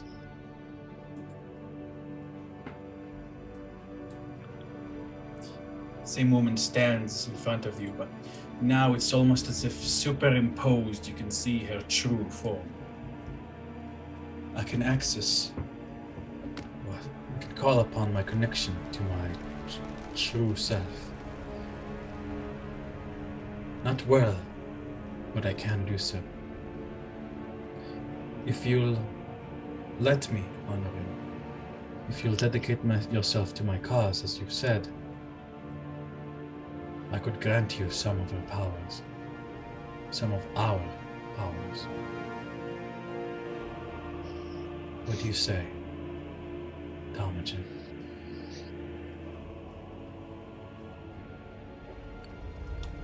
He looks at her intently. He thinks about this place. Slowly, he kneels down on the ground in front of her. He goes,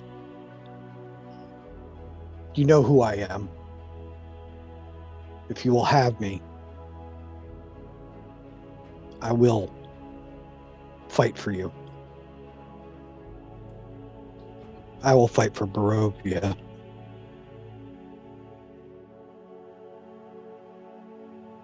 In that case, though I am no longer the Queen of Barovia, she'll approach you and she'll materialize a longsword and rest it on one tip on your shoulder, another tip on your other shoulder. I now dub you Sir Tarmagen, the last knight of Queen Ravinovia.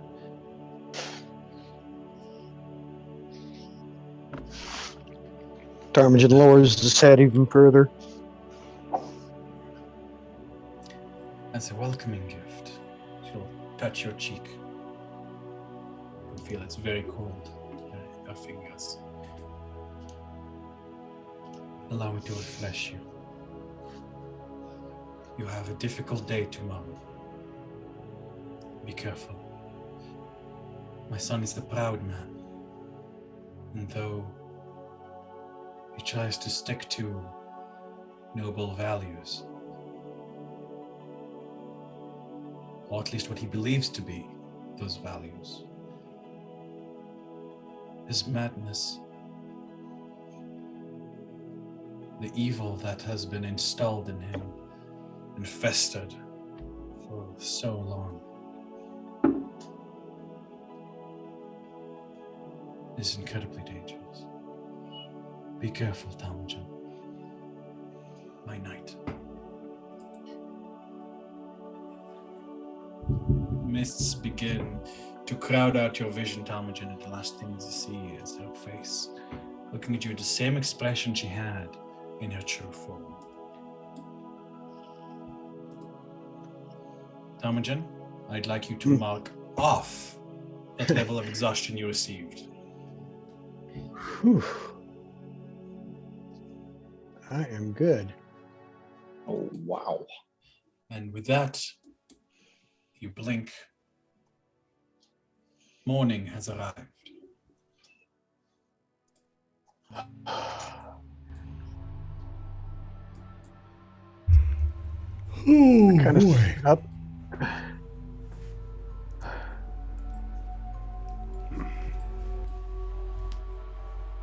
I slept pretty good for once. Like a How are we all rock. feeling?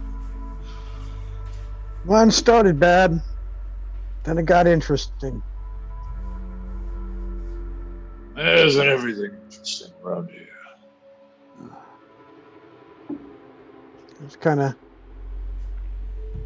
stay rather quiet, reflecting on things. I don't actually say anything.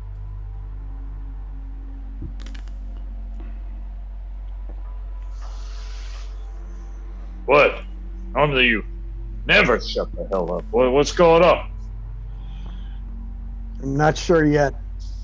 Not entirely. But I think I found direction. I found my That's- purpose here. That's not vague at all. He just laughs.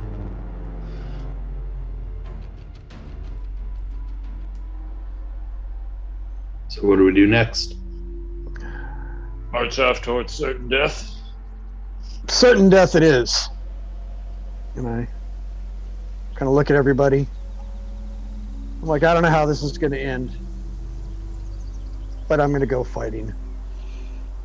Let's get this dinner over with. Let's know who we're fighting first. And I kind of relate my conversation, everything except for the very end of it, about the dedication part. I just relate the history that I learned through the dream.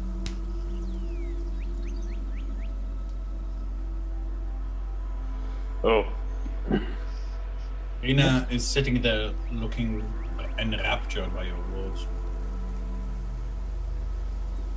I had no idea. Fiske looks up to the scarecrow. She lives. I look at Fiske and I go, indeed. And actually we'll walk over to the scarecrow. And I will kneel before it. And I just look up at it. And then walk back to the group.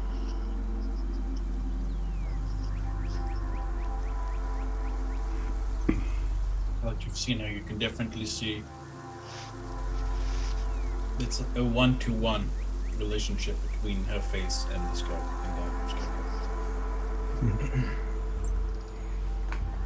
There's no doubt that this is the same person. I go, she lives.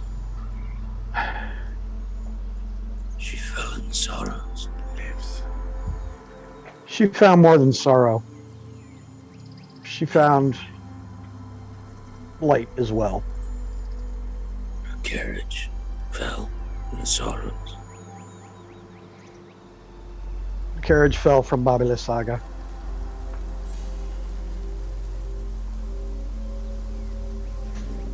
Maybe we see it on the way. Can't hurt to look. That was 1,000 years ago. May not be much left.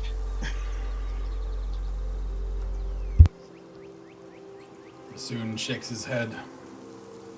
Well, at least it wasn't he himself who did that to his mother. That was a little bit too cruel. To do something like that to your own parent. Yeah. who's Back to then, he say may not didn't have a hand in it. I wouldn't doubt that he would do it now, though. He Don't go nods. getting soft on me now, Bassoon. Don't worry, cousin. No Escobar. At the side of his abdomen, where he once had a terrible wound. Well, shall we go, gentlemen? Straight away. I'm done waiting. By the way, I'd like to point out you guys have seen no snow whatsoever. Of course not. In this section of the Valley of the Moon. Copy that. Alrighty, you guys get back. You guys eat breakfast and get back on your horses. Yeah. Oh, Goddamn yeah. right. Yeah. We're going. Alrighty, I'll say it's about 7 a.m. when you guys travel. And you guys once again passing the Valley of Travel. 8, 9, 10 a.m. 10 a.m. as you guys have been traveling for a few hours now amongst the massive statues of the valley.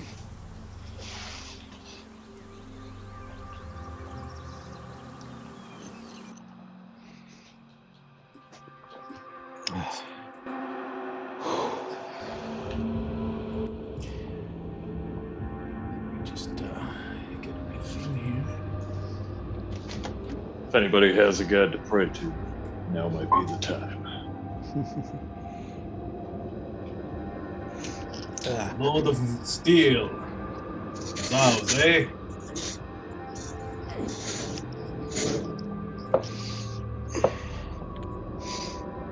Thunder, fire, and victory. Hell yeah. I'm gonna. Varys is gonna suggest to the group as we're riding that maybe we put Irina in the middle, and then Varys will kind of head towards the back of take up the back, and put the big guys up front. I'm going out front, scanning intensely for any sign of like people, signs of travel, signs of recent travel, signs of people, anything. Not at all, as far as you can see.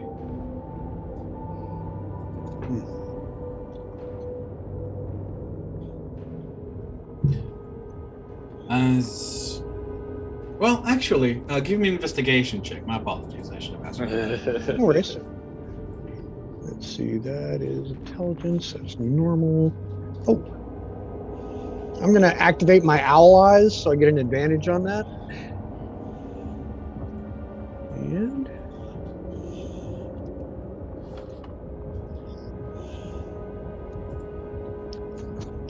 oh, that should have been public, but sorry.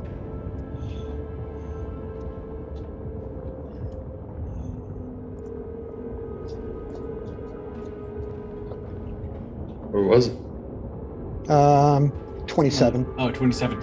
Yeah, you do actually see the signs of, not you're looking, you do actually find the signs of horse and carts that have been here.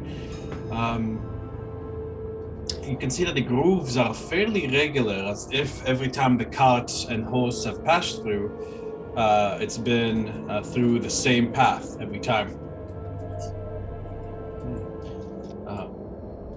However, other than that, it doesn't seem like this path is particularly well traveled. You don't see many prints. Not much traffic, but there is some, and it happens repeatedly. And I point out the tracks to everybody. I probably needs a drink pretty often, being as much of a loser as he is. Well, actually, Irina interjects. Most of the towns, I suppose, except for Lucky, are forced to pay taxes in blood. It's why animals are so expensive here in Barovia. We usually use them because we don't want to use our own. So it makes animal keeping quite a difficult business because things don't tend to be very healthy when you bleed them off that much. And did your father tell you about that? Mm-hmm. Well, most Borovians know this. It's simply a matter of being. Sometimes, however, it's not enough and we had to contribute our actual blood. Thankfully, it only happens once a year, so it's not too terrible, but when the collector comes, we don't want to be found wanting. They usually, if they feel like tax is too short, they begin to make examples out of random people. As Irina speaks, you guys can hear the sound of horse hooves. Oh, this has been a problem for a little while. Why aren't you going to the front? I'm trying to make a token go to the front and back. You guys can see a figure astride a horse coming down, seemingly in great hurry. Holler back, rider, coming in. The rider slows down as he notices you guys. By the way, you guys are astride your horses, just figured. Yeah. It might be too messy. Tarmagen, you recognize this man.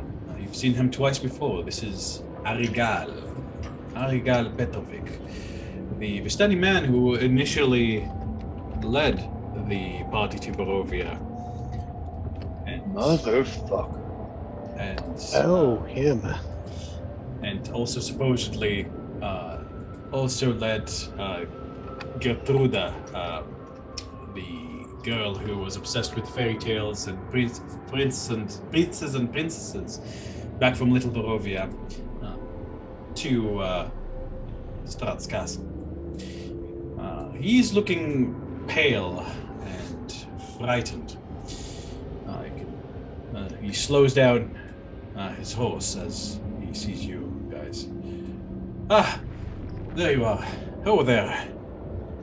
I have, you see, he's trying to regain his usual calm confidence. I have been sent here by the Lord Strahd to welcome you officially to his domain. He winces in pain. Milady Tatiana, it is a pleasure to make your acquaintance. Tatiana.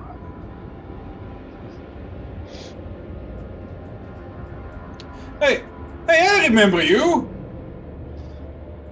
You that fucker that told me to come here in the first place! It's like, Us too! Gal kind of like squints his face. Well, he rearranges his expression into a confident smile, though he's still pale. Ah, yes, I think bassoon something or other, I don't remember.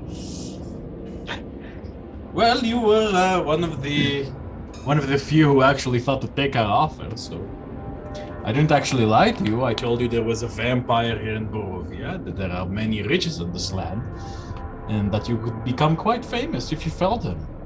Where exactly is the lie in that? There are many worms here too. Yes, there are. And many of them feast on the king's, Strahd's enemies. Keep that in mind, Mr. Rogal. He glances around him, as if afraid of the very statues. Well,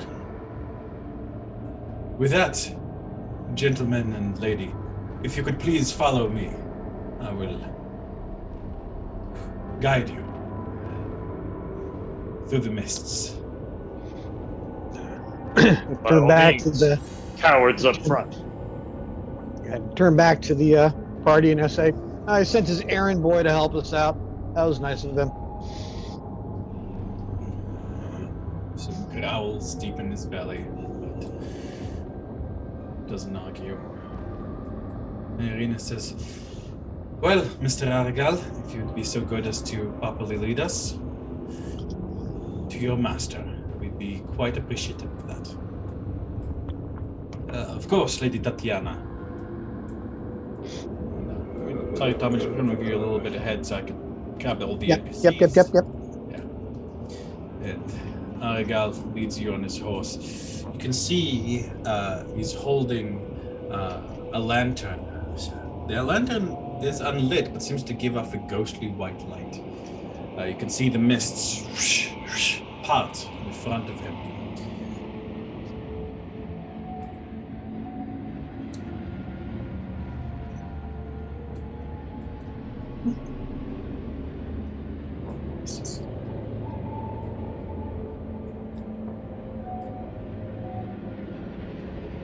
As you guys continue following Aragal, he's staying very quiet. He's not talking at all, except like to make sure you guys can follow him. And by noon, by your estimation, you guys arrive.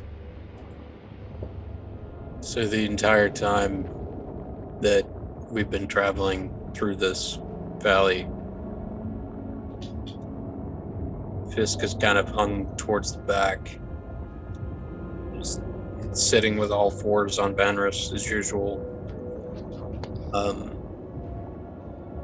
And he's talking to himself again.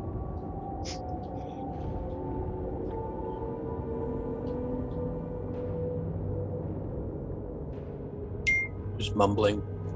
Definitely tell that Arikal is extremely nervous as he is glancing to and fro, constantly glancing behind his back as you guys arrive at Castle Ravenloft.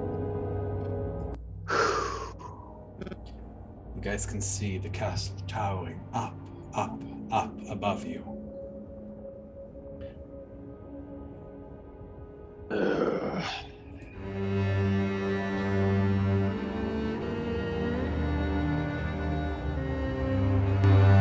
Wow.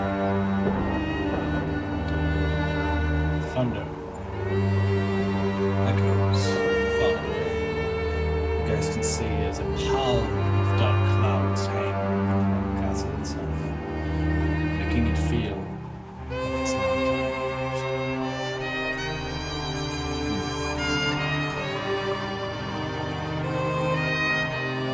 As you guys arrive at the front gate, Arigel stops and says, gentlemen, madam, this is as far as I go. Please, head inside. Gesture towards the bridge. Try not to piss your pants on the way back to town.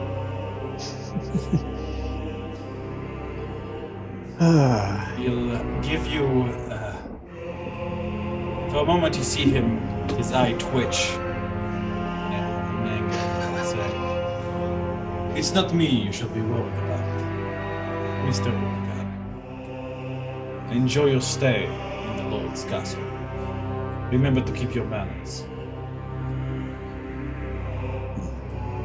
Else you have things other than my piss to worry about. And then he, like his usual wry smile returns, although it feels a lot more forced now. Clean middle finger straight towards him. No worries. He'll simply give a and ride off on his horse. You guys, he is bolting, like as soon as he's away, like, as fast as he can make that horse go. You can definitely tell it's not really because of Orgal, it's more because of something else that he's not really stoked about. With that, gentlemen, I would like to welcome you to Castle Ravenloft. That's been a long time coming. Oh, god damn it. It keeps turning off the dynamic light, the dynamic lighting. Holy crap, this is big. It is. Oh, you have no idea. It is a... nothing at all. Yeah. Right now, like you guys see as it's dark and it's almost as nighttime, and then suddenly, hovering lights, like will-o'-the-wisp, pop into existence mid-air, giving the air a soft glow. You guys hear a creak as the massive castle doors begin to open towards you.